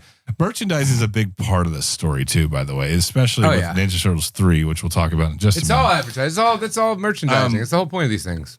Speaking of wearing out the tape, I always had the Blockbuster video previously viewed copy. Wow, what a difference. The previously viewed copy of Ninja Turtles 2, the one with Vanilla Ice. So I've seen that one more than any of them. Later in life, I've revisited the first one. I'm like, this is pretty interesting for what it is, and it's probably on paper a much better movie. The third one I saw, definitely saw in the theater, maybe once or twice since then, not counting last night when I watched this movie. And I was thinking, when I saw the first Ninja Turtles and even the second one, it was one of those movies where you like leave you're amped up to be there when you arrive and you're amped up to leave. You're like, yeah, that was great. You're amped up to be there, amped up to leave. You're ready to fucking do spin kicks on your couch when you get home. Yeah, kick your friend in the throat. And you take an old dish towel and cut some eyes in it. And then your mom's pissed at you, but you look like a badass Ninja Turtle. Fuck yeah. Yeah. And at the time of seeing Ninja Turtles 3, I definitely don't remember disliking it, but I remember not having that feeling at the same time. Just kind of being like, yep, that was the Ninja Turtles. Again, by the time Ninja Turtles 3 happened in 1993, I was 13. I was out of the Ninja Turtles phase. It didn't have its grip on me that it had 2 years before when I was 11. You got out just in time. Just in time. Because I remember seeing Ninja Turtles 3 and I was like, this movie fucking sucks. Well, that's what I was going to ask you, especially as an older one in the room, is like, what? Because at that time, even still in 93, it was all Ninja Turtles to me. It didn't fucking matter. Right. What was the state of the franchise in 1993? Well, I don't know. Well, I mean, were we on our last gasp? Were we into season 8 or 9 of the cartoon show where like Slimer comes in and they're adding in fucking different cameos of. They're doing the drug PSA cartoon with the Alf and the Muppet Babies. I mean, there was 10 seasons of that fucking show, so they were on like season 7 or 8, and that's when they had fucking Ninja Turtles dressed like Batman and shit. So what you're saying is, there's a lot of arcs and options to choose from. There was literally to inspire the third installment of the film series. 7 to 8 seasons of weird mutant monsters that they would fight, like Monster of the Week style, right? But yet they decided to make the third movie samurais. They're fighting not ninja samurai, not mutants, just samurais. Okay, so I did no production research on this movie. I don't know if you guys did. I doubt it. No. So everything I'm about to say is speculative, but it feels like they were like, hey, Ninja Turtles still big. We got to milk one of these movies out one last time because I don't know. It seems to kind of be on the decline. We got to see how we can commercialize this in the big screen. The kids still like it. We can make toys out of the samurai version. Yeah. I mean, this was around the time of the coming out of their Shell tour. Like it was live. Like they had to deal with Pizza Hut, like the whole 9 yards. Which, hold on, let's pause on that for a second because they were clearly Domino's patrons.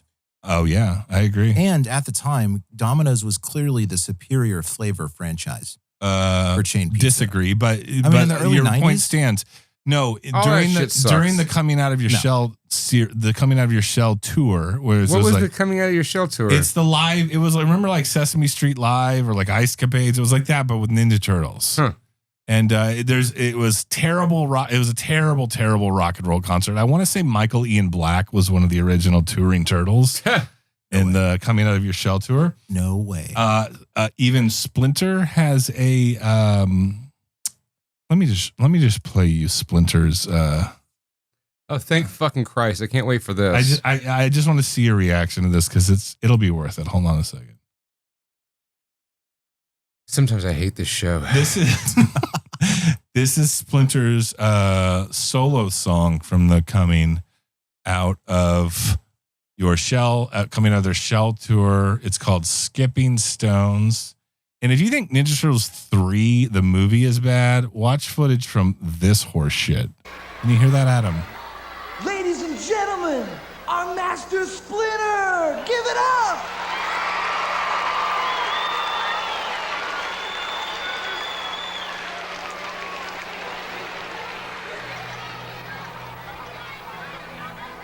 He looks like a cat. Is that Splinter? Have you ever skipped rocks on the water? Oh, this is fucking stupid. Skip them when the water is flat and calm, and watch the rings grow around the place where the stone touched the water.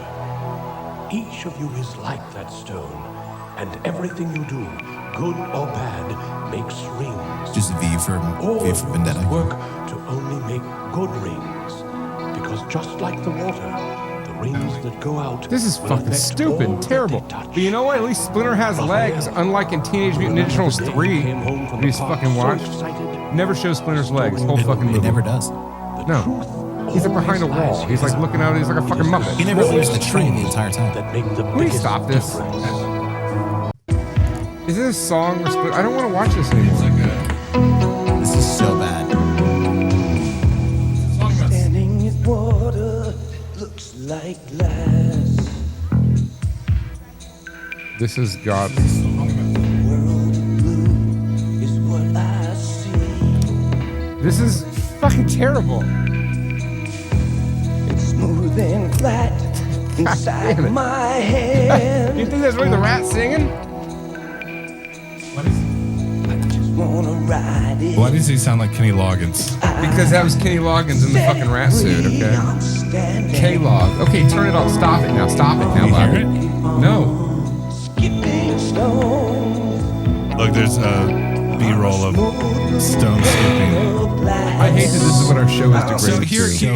here's my point of playing that. This is the state of the Ninja Turtles franchise at the time. Okay. I don't know exactly the time of the Coming Out of Your Shells tour, but it was around this time. This is the same time as when the third one came out. Yeah. I would argue. Yeah, it's like late early 90s. Like Imagine being Late early 90s, Bobby? Did you say it? Can you say it again? It was late early 90s? It was late early 90s. It was like 94, 93. Imagine being a dad of a family of 4 that you take your family to this, and maybe you're in like a bad marriage. Your marriage is failing, but you take the kids out to this anyway. This was 1990. You by like the way. recently recently found out that your wife's having an affair, but you haven't brought it up yet for family cohesion. Right. And you're on your third Jack Daniels because you snuck some alcohol in because it's 1994. You can kind of just fucking do that, right. You can do that. So you're like a little buzzed at this thing, and you're watching like a giant Splinter sing a song about skipping stones and just having like a complete existential crisis. Yeah. The entire time while you're watching this, and like your kids are like kind of watching it, but like they also know that it's like a little this bad. is not good. Yeah. And you're just like, I spent fucking Hundreds. $150 in 94, which is like fucking a basically lot. $5 I bet grand. those, it's like $5 I bet grand those at that point, tickets were like $25. Yeah. But anyways, $25 in 94 was a lot. But the point is, the Coming Out of Your Shell tour did a deal with Pizza Hut, whereas like as you mentioned, the first Ninja Turtles, it's all about the Dominoes. Yeah. So that's where a lot of people got that VHS tape, was from Pizza Hut giveaways. That's insane. And it has the song Skipping Stones, sung by Splinter, that sounds like Kenny Loggins. Sounds like a bad Kenny We're Loggins fucking song. talking about this still. Oh my You know what? Let's talk about the movie, Bobby. Not fucking Ninja Turtles Coming Out of Your Shell tour. God damn it. Well, Adam, Ninja Turtles 3 was Do you want to do another pump? Do you want to like do some more dumbbells? Give me that dumbbell. Get the stress out. Do it. Here you go. You got to do it. Before we get into... Okay. I got to do it on my left arm. You guys are doing curls in the toy room. Well, you have 35-pound dumbbells just like sitting in here. How am I not supposed Bobby's to a like Sasquatch. How am I not supposed to get a pump in right now? You know what I'm saying? Feel the burn in my dick. That's I use those on my cheat day. Ooh, yeah. So what was that, Bobby? Would you ask me? Did you ask me a question? Well, no, I didn't actually. Okay. Before we talk about what this movie's about, there's a lot of other things to talk about. I'm lifting this with my dick right now. Yeah, he is. There's a lot of other things to talk about. Dick lifts. Okay. Straight up dick lifts you. Let's just talk about real quick how the turtles look in the first one versus the second one versus this one.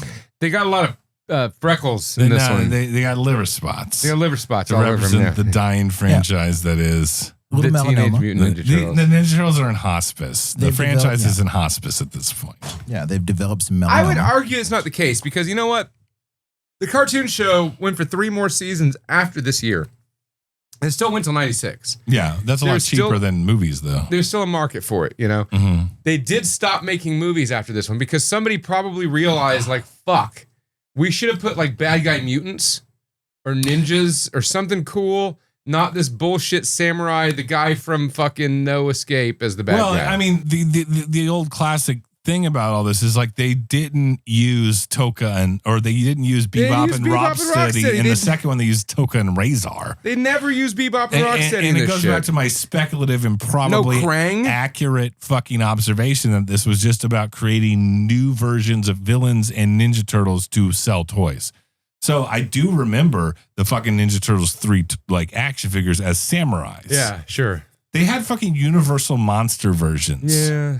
They had like baseball versions. Yeah. They had like fucking Michelangelo in outer space versions. Yeah. They had so many dumb versions of those toys. And we all ate them right up. But you know, the superior version of all of those toys was the voice strip Ninja Turtle action figures. The what? The voice strips, where you pull the little voice strips through them and they fucking said shit. Like the little string in their backs. Yeah. It was like a little zip tie thing. Yeah, it's basically just a string in the back. Now except you can lose the little fucking zipper thing. Yeah. I remember those. It made them talk. Is that what it did? Yeah. I think it was like a gear based. Yeah, for sure.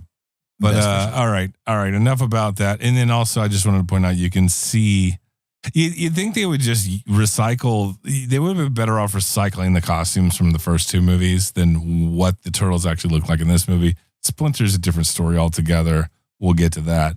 Adam, what is 1993's Ninja Turtles 3 about? It's about 1603 in ancient feudal Japan. There's a Prince Nakamura, fucking Kenanichi, whatever the fuck his name. He's riding around a horse. And there's these guys chasing after him, like, Prince, you got to get back. You got to go film, record the Purple Rain. He's like, nah, fuck you, man. I'm escaping from this castle. But they catch him. They catch him anyways. They take him back to the castle. And then we fast forward to time to the fucking subways. And there's the Ninja Turtles. And they're dancing.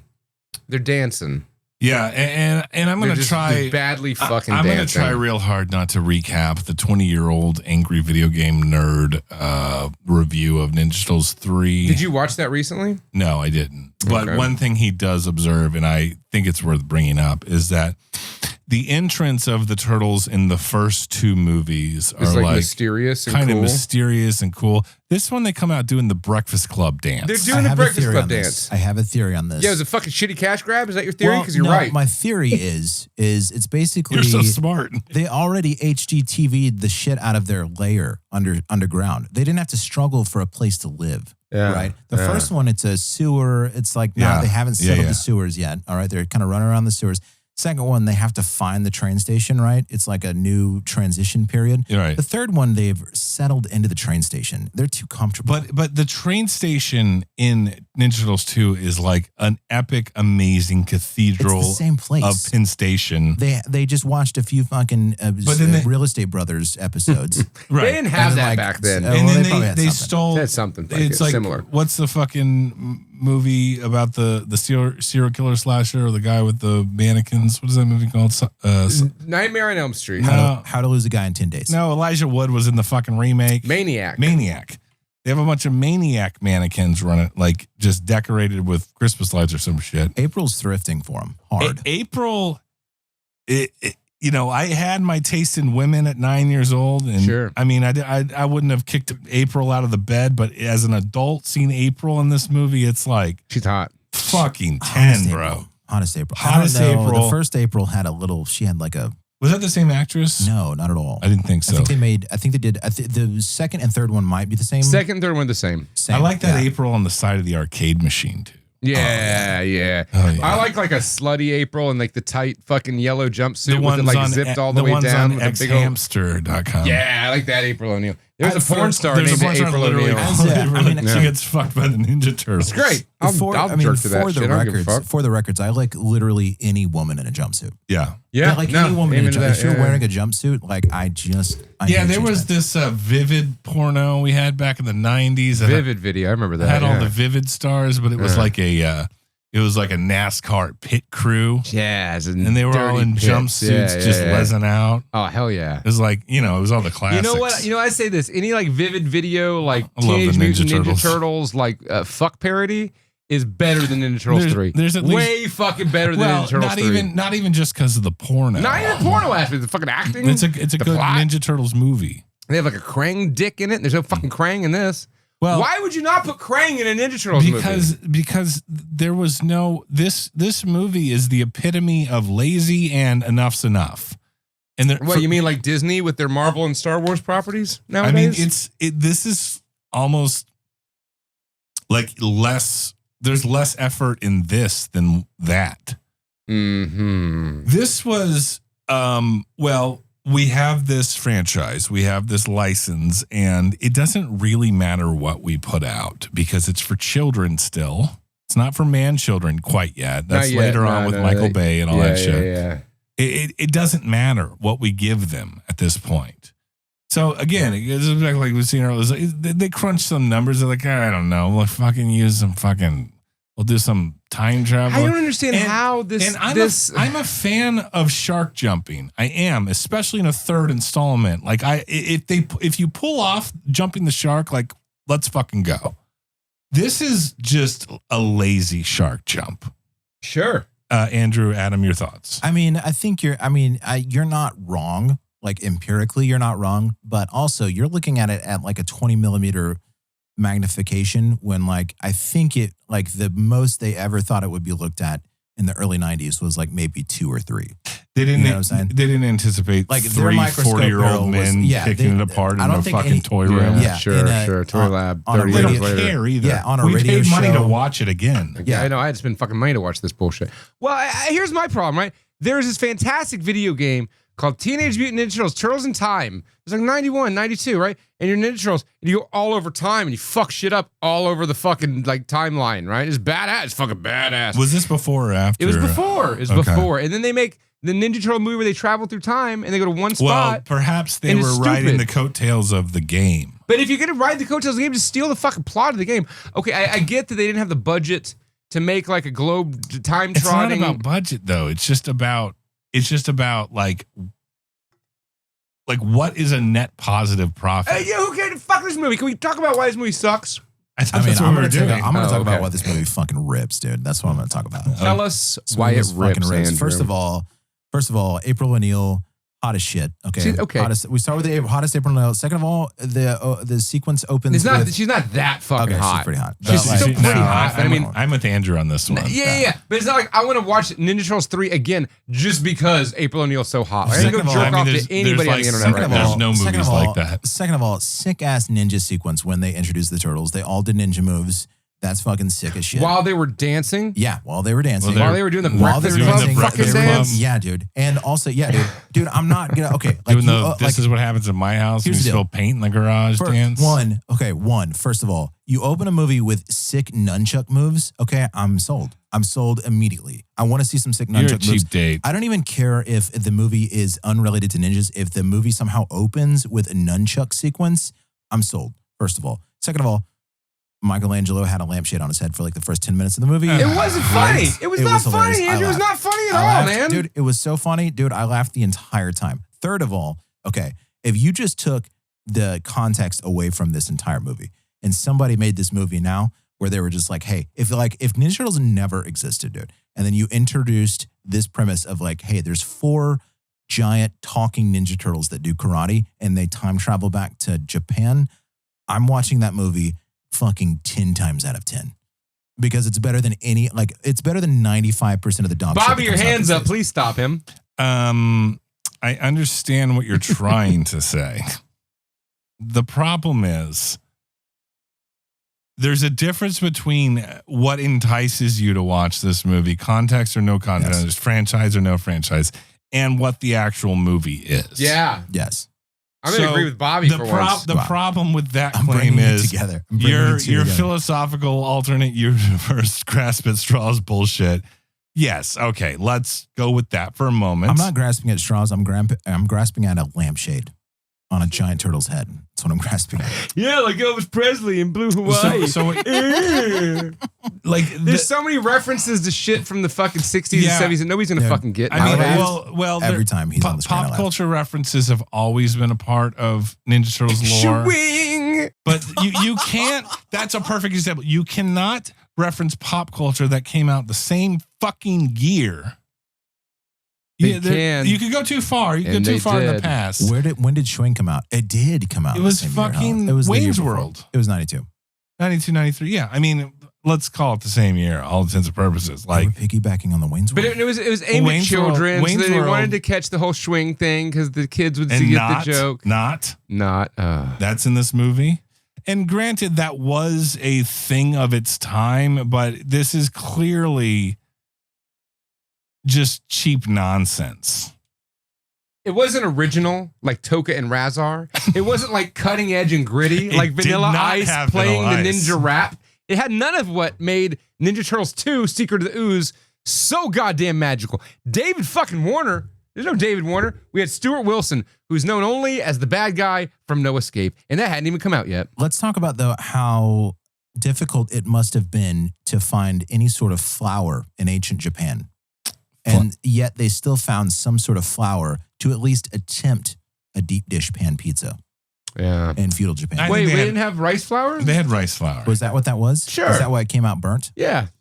There's a scene where Mikey makes a pizza in ancient Japan. It didn't really turn out right. They needed it for that awesome fucking joke. It doesn't matter. Suspend your beliefs there. Let me go over just the breakdown, the general premise of the movie. All right. So Ninja Turtles are doing fucking dances from the Breakfast Club, along with the sweet nunchuck moves and ninja kicks. Hell yeah, right at the beginning of the film. And April O'Neil shows up. She's going on vacation. She's going out of town. What do you want? What was I talking about? What was I yelling about? We all have headphones. I don't even remember what I'm yelling about. What was I yelling about? What was I, You're Andrew? yelling. You're yelling right now. What was I yelling This is the about? cold open right now. We already did the cold You're open. yelling at him.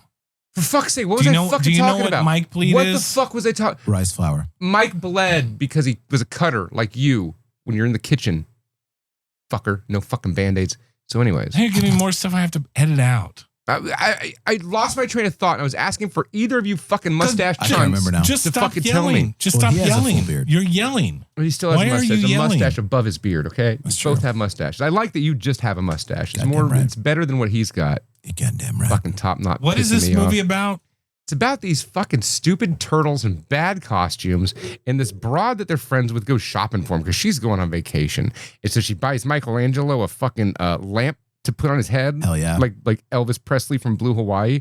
And she buys Raphael like a fucking fedora hat.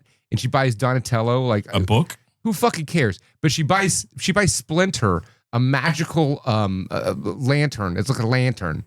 Your hands up, Bobby. What's up? They keep referring to it as a scepter. A magical scepter. Your hand's still up. I wanted to ask, what the fuck is a scepter? It's like what a king uses or what Ninja Turtles travel. Is it like a time billy with. club? You like a king hits their fucking pages with Yeah, them? yeah, or they cast magical spells with it that travel them through time. I have a cane in my house in my apartment that I stole from a house party 14 years ago. And it's a golden hand holding a crystal orb. Did it have at the magical head. powers? But if you unscrew Did it have a it, little mosquito if inside you of it? unscrew it, it's a sword. I would have sold that too. And I feel like that's a scepter. That's a Call that scepter. a Yeah. Okay. I didn't know what a scepter was. Well, in I this, know what it's not it is. that. I don't know what it's used not for. one of those in this movie. Let me describe it. It's like a lantern on a stick, like a short stick, like a baseball bat type stick. But the baseball bat type stick has like incantations written on it. And when you read it in 1600 and at the same time holding it in 1993, then two people will transmogrify in place and time. And they like avatar each other. Yeah, and April O'Neil avatared this dude named Ken, who was the son of the fucking Nabunaga. Nabunaga. Henry Hayashi. This sounds racist. It does his name though. Henry Hayashi. His name is Kenshi. Okay. Thank you. Ken, yeah. Kenshi. His dad. Also the most convincing performance in the movie. I'll say that. I doubt that. No, go back and rewatch it again. Rewatch I think that scene. goes to Splinter. No. He was sitting in that movie, or he was sitting in that fucking lair when he got transported back and staring at a bunch of giant talking turtles. And I felt so fucking sorry for that guy the entire time. Well, he was clearly terrified. Yeah. He communicated that in his performance. He should have gone on to win multiple Oscars, and that's not an exaggeration. That dude fucking rips, and he's not been. He wasn't in shit after the he was last like, time. There's a reason he wasn't in shit. he was because he was in fucking this, awesome. Andrew. No, he was in awesome. this. He was in a lot of things. You guys are just even if racist and even think if he all Asian wasn't people any look the good, same. He was the best thing in a dog shit movie. It's not gonna win any fucking Oscars, bro. You have stepping stone gigs, okay? Skipping stone. This was a gigs. skipping stone. So his dad was played by a guy named Sab Shimanora or some shit. I don't know, Google it. Sab Shimanora. He was Lord Noranaga. Well, anyways, Lord Noranaga, the only thing I was like, I know this guy. What do I know this guy from? So I IMDb'd him. Fucking Waterworld. He was the guy throwing everybody in diarrhea in Waterworld. I was like, oh, God damn it. I just got to point out real quick. God damn it. This movie was directed by Stuart Gillard. What did he go on to make? Well, Jack and hold shit. On. The greatest. He is known for the greatest miniseries of all time. What's that, Shogun? It's not the Thornbirds or Shogun. Shogun. It's called Lonesome Dove. Oh, he was in Lonesome Dove? What did he do? He directed Lonesome Dove. All of it. Yeah, one episode. Out of how many? Oh, there were like 6 or 7. Did he win that? He wasn't shit. He was a sixth of something He directed good. one episode of Lonesome Dove. Fuck him.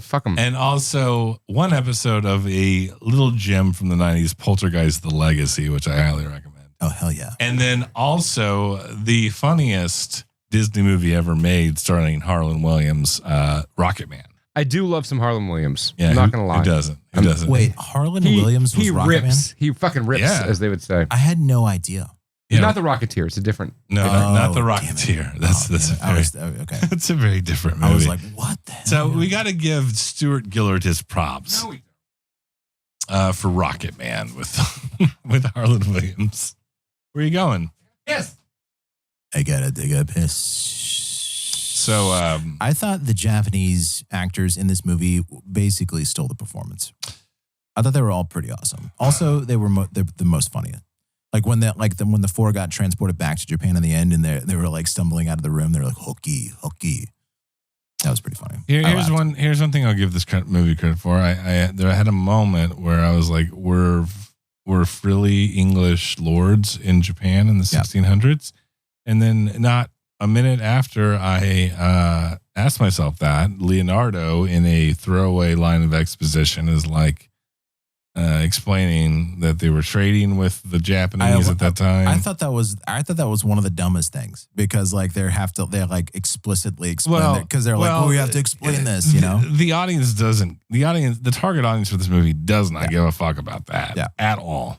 I think the target audience in general, if you went back in time and like just sat at like a fucking Wendy's and listened to people talk in like 1993, you wouldn't be surprised at all at like how this movie got made. You know what I'm saying? Like, yeah. Like I think we take for granted the amount of information that people now. Like smart, sophisticated people there are now. No, we're still the same dumbasses. We just have more shit at our disposal to look up. So we think we're smart, but we're really not. We're just regurgitating bullshit all the time. There's a lot of like Asian racism and fat people racism in this. I guess that's things now. You can't make fun of fatties anymore. Fatism.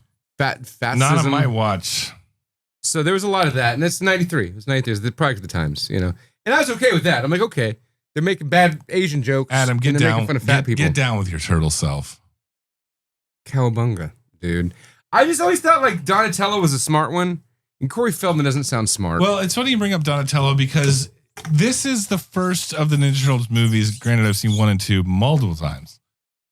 Has Donatello always been Corey Feldman? Yeah. No. Has Donatello always been a actually guy? What do you mean? Like, well, actually, yeah, he's the nerdy one. No, I know he's the nerdy He's like one. the smart one. Right, but has he always Well, been actually. well? Has he always been actually? Yeah, have you watched the cartoon? Because he's definitely actually in this movie. He was totally the actually guy all the way through the cartoon. But in an annoying way. I mean, he's Corey Feldman, so it's going to be more annoying. Wrong. Real quick, lightning round. Who's your favorite turtle? You go first, Andrew. Michelangelo.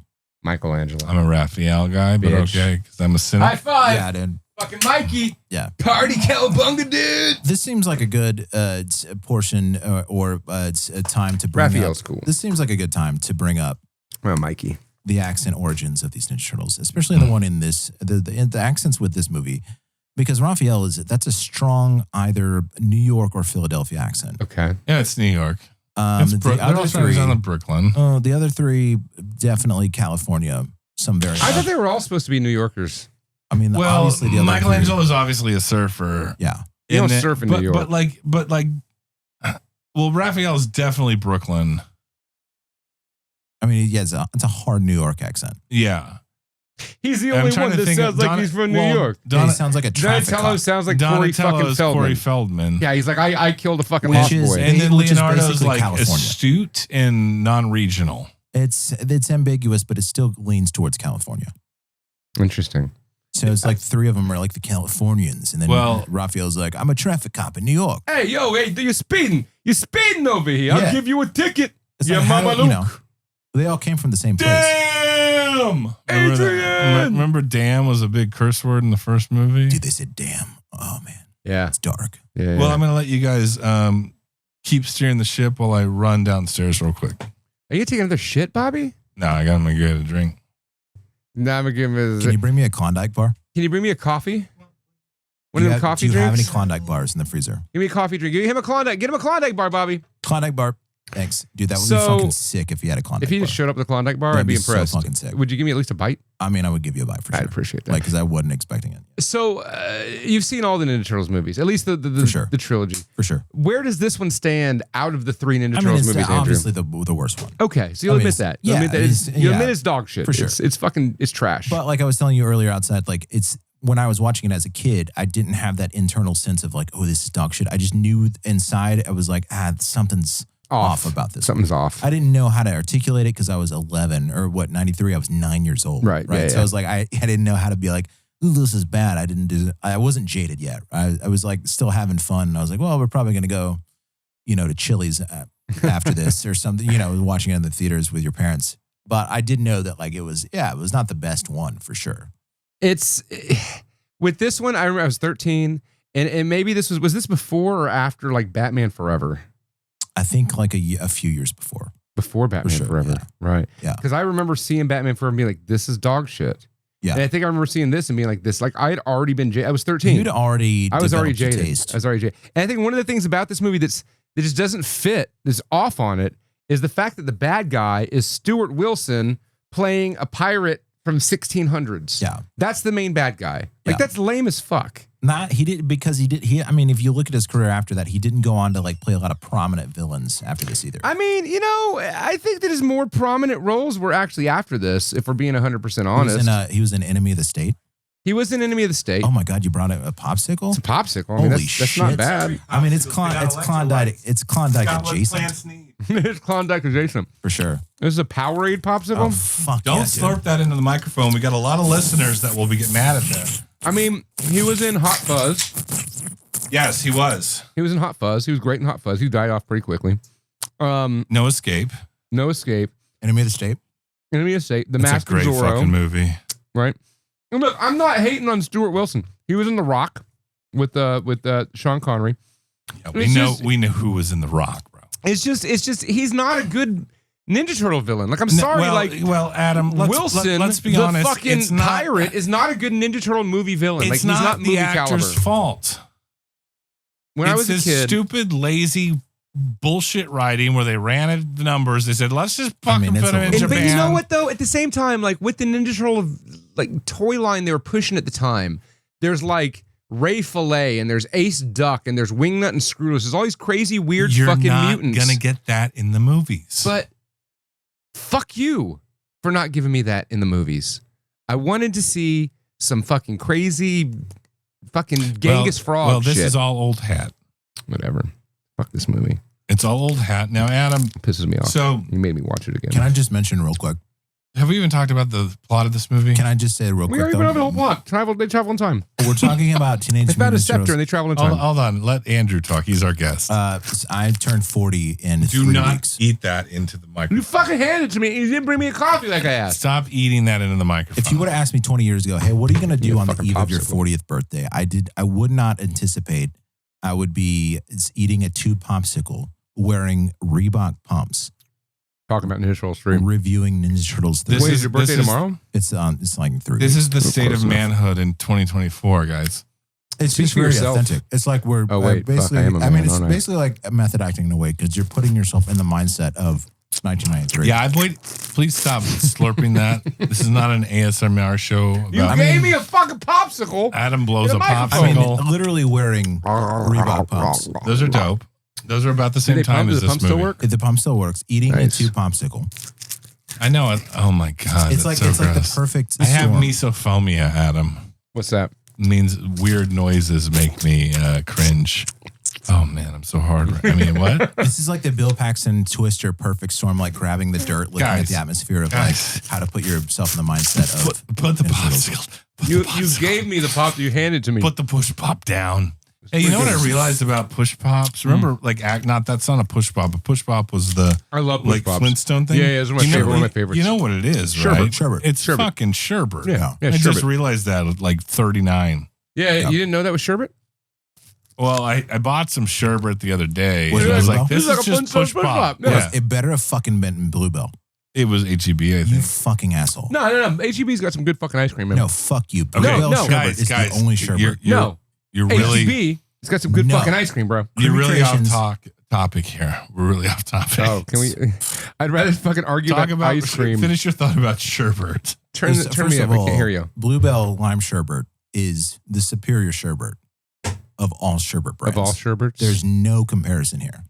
100%. Have you had them all? I have had them all. Okay, fair enough. Sherbet is from France. Sorbet is from France, maybe. Where sherbet, I think, is like the American way to say like Sorbet. It's from the sherbet region of France. If it's not from the sherbet region of France, It's not actually Sherbet's sherbet. good Yeah. as fuck though. It's pretty fucking good. I mean, this thing is just, I think there's a hole in the bottom of it. I'm dripping all over this There's literally chair. nothing on the floor. All right, getting back to the movie real quick because we kind of already we talked about the cringe swing scene, throw like reference to Wayne's World, I guess. Shwing! Has it always been insinuated that the turtles want to have sex with human women? I mean, I've seen the porno where clearly that's insinuated. We already talked about that. Yeah. How did you get into April's pants? Remember that line? I don't remember that line. Mikey's standing next to the Japanese kid. Shut When the he was- fuck up. This is yeah. in the movie? He tapped him on the shoulder. He said, "How did you get into April's pants?" He was like clearly jealous. Yeah. I mean, because they want to bang April. This is a Of real course. lie. Are you serious right now? For sure. That happened. I didn't notice that. Yeah. Okay, there's a lot of bad lines, a lot of bad jokes, a lot of bad pop culture references. You were expecting maybe the Addams Family. I remember that from the trailer and being like, oh no. Like the Addams Family came out a year or two before. Yeah, they this. were just copying everything that just came out in the theater. Mm-hmm. And then Arnold, he does the "I'll be back," and it even said on the subtitles. I watch all my movies in Help, subtitles. I'm a turtle and I can't get up. It said in Arnold Schwarzenegger voice, "I'll be back." It's fucking dumb. Did the help I'm a turtle and I can't get up? I laughed at that. That was fucking awesome. That was fucking awesome. It's like, that was a good joke. That was a fucking good joke. No, seriously though, like Actually laugh at any of the jokes in this like movie? I always knew like they found April to be an attractive human. I found her to be an attractive human. Well, I mean, but you're not a turtle. I'd slip my shell in her. You know what like I mean? if I saw a sexy turtle, I could be like, yeah, that's a good looking turtle. I'd bang a sexy turtle woman. She was anthropomorphic. Just saying. I mean, if the ass is good enough, you know what I'm saying? Right? I'd imagine a If turtle. anybody's got a good enough ass, I'll give it. I'll at least think about it. I would imagine a turtle has a hell of a caboose. Now a we're hot getting- turtle bitch. We're Yeah, getting fuck way yeah. off topics. This is right on topic for what we should be talking All about. right, in this so movie. hold on a second. There's a subplot where I believe it's either Raphael or Michael. I think it's Raphael takes a liking to Yoshi. It's Mikey. It's Mikey. Yeah. Are you sure? No, Raphael's friends with the kid. Yeah, Yoshi. Now is Yoshi a non-binary? What? Is Yoshi a non-binary? No, it's a child. It's like a 12-year-old boy. What are you talking It's about? a boy? Yeah. I didn't know if it was a boy or a girl. It's Yoshi, like the dinosaur Is that Yoshi, is which that is a a man's boy. name? Yeah, have you never seen fucking Mario Kart? Have Like you he's ever a met fucking grown? boy. Have you ever met a grown man named Yoshi? I just thought it was a No, little not bit in of Japan or Dinosaur Land. It was It's just a fucking- lazy casting decision. Like Yoshi, like let's come on. I figured they named the kid Yoshi because of the popularity of the Mario Brothers. I I mean, agree. at the time, I would Super agree. Mario, That's- like Super Nintendo had just come out Yeah. for sure. Yeah. That 93, literally, yeah. Okay, let's just go through my notes and we can wrap this up. Thank fucking Christ. Now, when Raphael, whenever Raphael wanted to teach him out, like he's like, you should probably be a kid. You should probably go out and like play and like fly a kite, right? Yeah. Remember all this? Yeah. All of a sudden, he's like a father figure. But you know? yeah. But this is one of the many unnecessary subplots of this movie. So This unnecessary. movie is entirely made up of unnecessary subplots, loosely strung together by a stupid like family rivalry English lord villain thing. Anyway, there's a scene where Yoshi gets his kite or her kite or their kite up in the air. Yeah.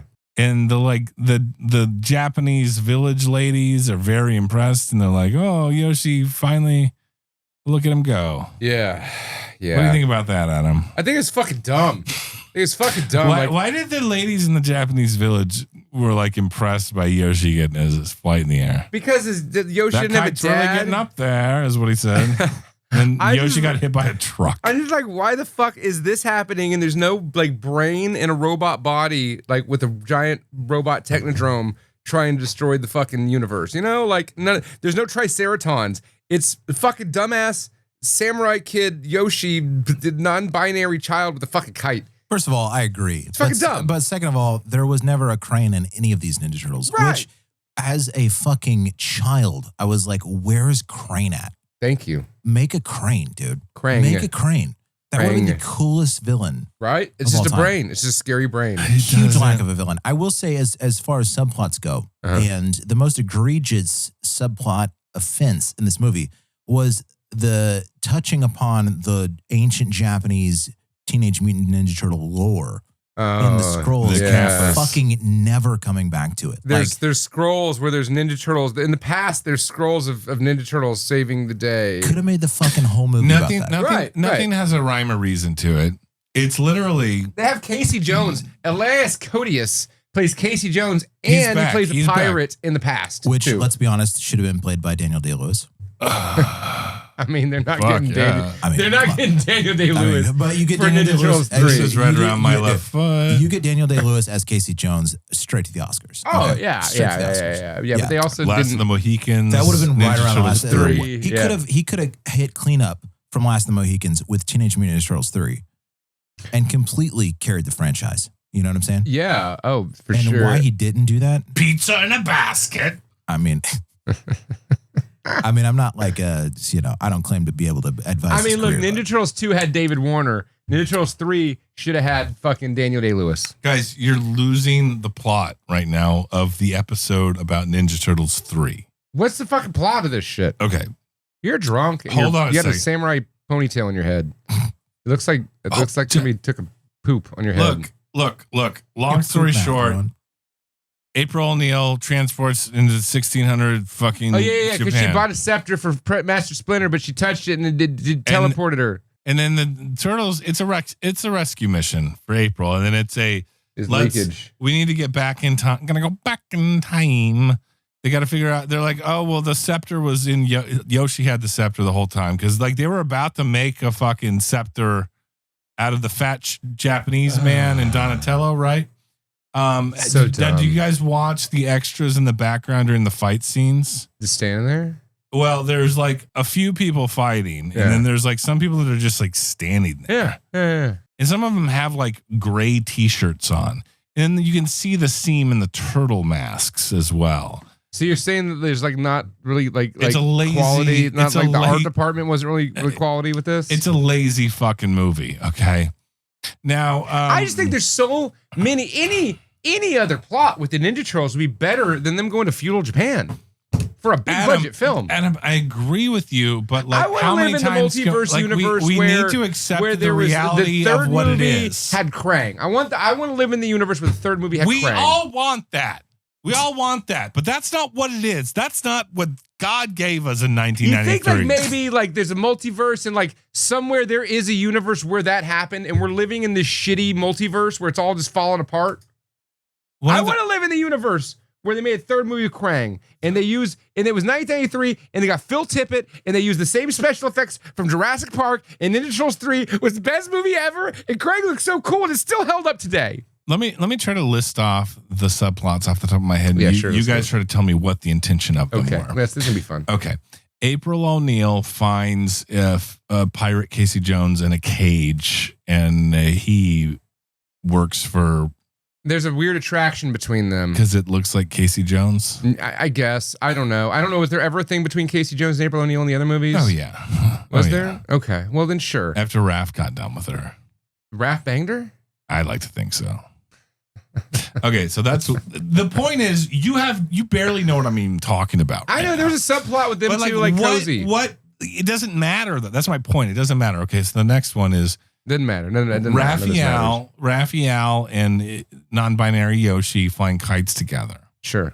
What's that? Raphael was disappointed in his life earlier in the movie, and he was finding himself as a father to a non-binary Japanese child. Right. He wishes but why? There's no reason for that. All right. Here's another one. Michelangelo has the hots for that ninja chick. That's true. We'll get to that in just a second. Sorry. Hold on. Your lines. The other one is the people that the Ninja Turtles, the Japanese wizards or whatever that the Ninja Turtles traded places with, are back in Brooklyn with Casey Jones. Yeah. They're watching hockey. They're learning how to play hockey. They're really into like going to the bar and playing the arcade. Yeah. Like it's like had some potential for a fish out of water thing, but they really just embraced technology immediately. Sure. Once they saw the TV and that was the joke. That was the joke. That was the and joke. they liked that. They liked that in hockey, people like have samurai sword fights with their hockey sticks. Yeah. That's another subplot in this movie. Goes nowhere. Goes nowhere. No reason for it other than, I guess, comic relief. That's the thing. You can have a subplot for comic relief if it's funny, but it's not. But it's for children. But whatever. Okay. But it's not funny. So then there's like four or five other characters we haven't even mentioned that are relatively. Oh, Niles, Wilson's side fucking Mr. Shmee pirate man that he yells at the whole time. Yeah, side piece Niles. And he's like from Frasier. And he's just like, you yell at me all the time. The fucking pirate subplot was stupid. That was stupid. And then I was thinking, like, April O'Neil is real lippy in this movie. I mean, I'm just saying it is what it is. At that time, if a woman, lippy women in 1600 Japan, they would have been beheaded, fucking thrown to the kappas, instantly thrown to the kappas. The turtle monster demons would have eaten that bitch alive immediately. And she's like, "Yeah, I'm a witch." I'm like, "Yeah, okay." She's admitting she's a witch. Yeah, that don't fly in feudal Japan. Throw the kappas. Okay, and then what was the other one? There was another. Okay, pointless subplot. So yeah, Michelangelo falls in love with one of his avatar's wives. Michelangelo wants to stay in feudal Japan land because they're not loved in the today world. Right. But they don't. They go back to their normal world. Here's what's interesting. I'm really, it's very interesting. Really stretching to give this movie the benefit of the doubt. Mm-hmm. Accept that. Okay. Keep trying. Of all the turtles, put that on the big screen. It was a turtle with a big dick. It was a turtle penis. What? It's huge. It's a huge turtle penis. Wait, what are y'all talking about? I just so we could have a solid diagram of what would happen if a giant turtle copulated with a woman. Don't they have twisty turny dicks like pigs? It looks sort of like a vacuum. I still don't understand airdrop or how to get it on my computer. You don't understand? What are you, 63 years old? Yeah. Wait, what's going on right now? Send Adam the airdrop. Yeah, you can't just airdrop motherfuckers. Put it on the big screen. How do I find it on here? Just show me the picture. No, we got to put it on the big screen and look at it. Fuck's sake. You're losing the momentum. There's momentum. I'm just going to show you on my phone. Just show me on your phone. Oh. Just edit it. For fuck's sake, man. I can't find it now. Here, there you go. Just show it to me. No, look at the screen. I don't have it on the screen. You have a message on your thing. Just look at the fucking messages. There you go.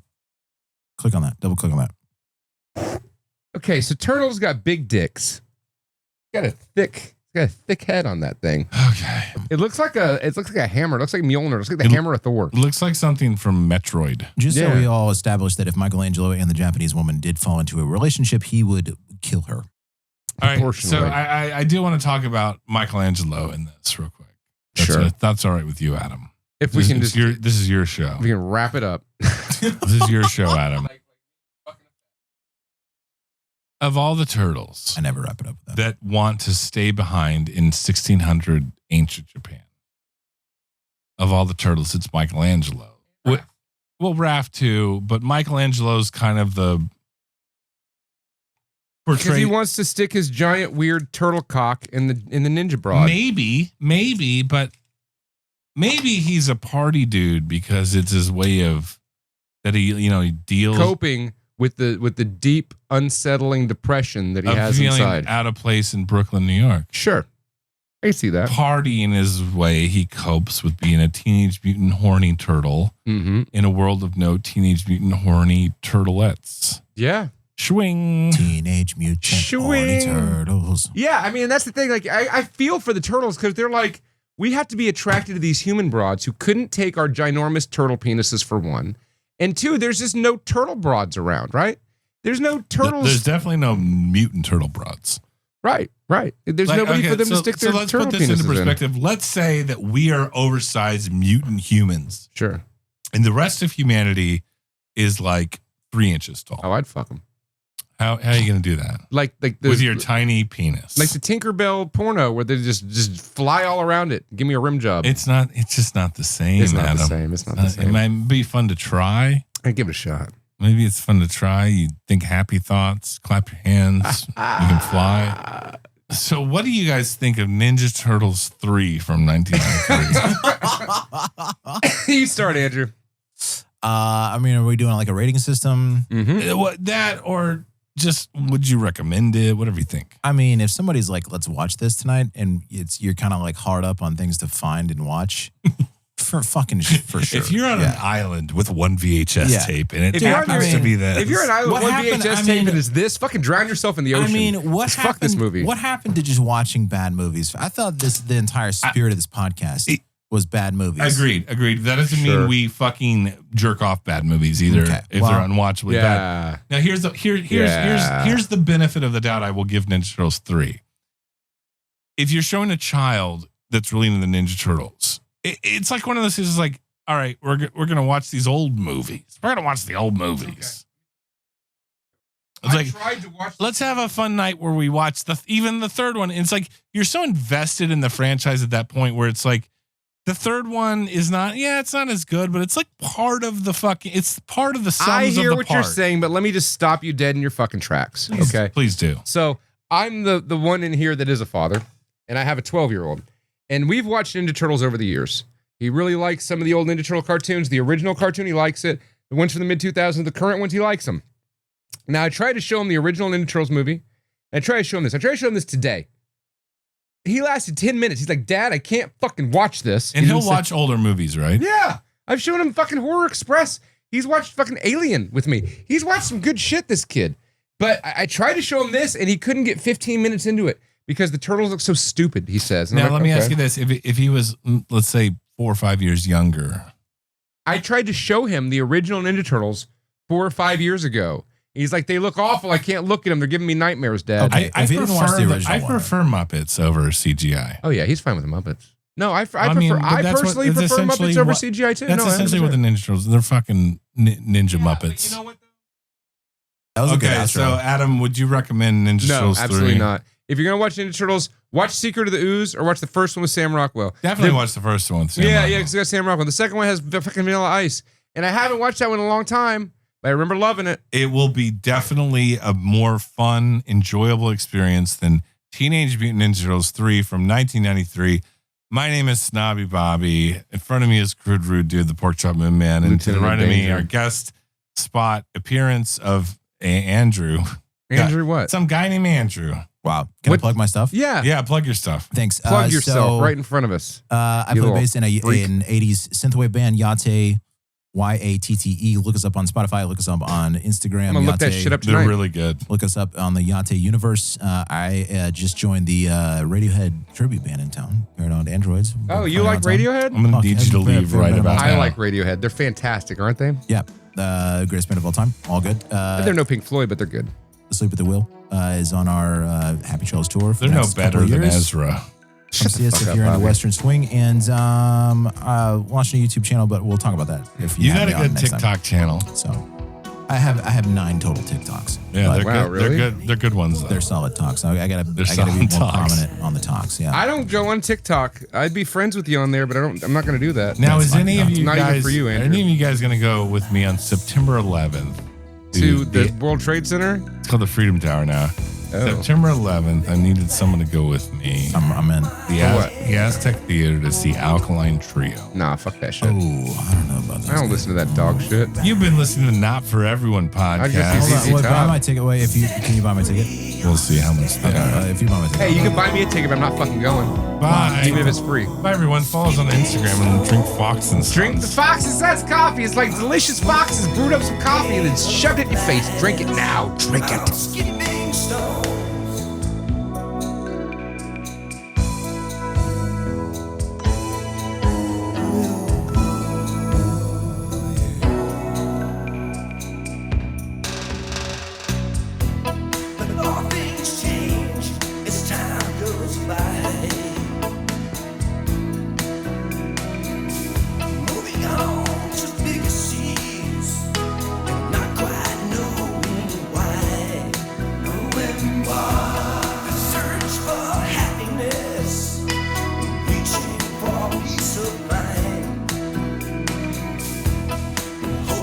something more. Baby stones is what we'll find.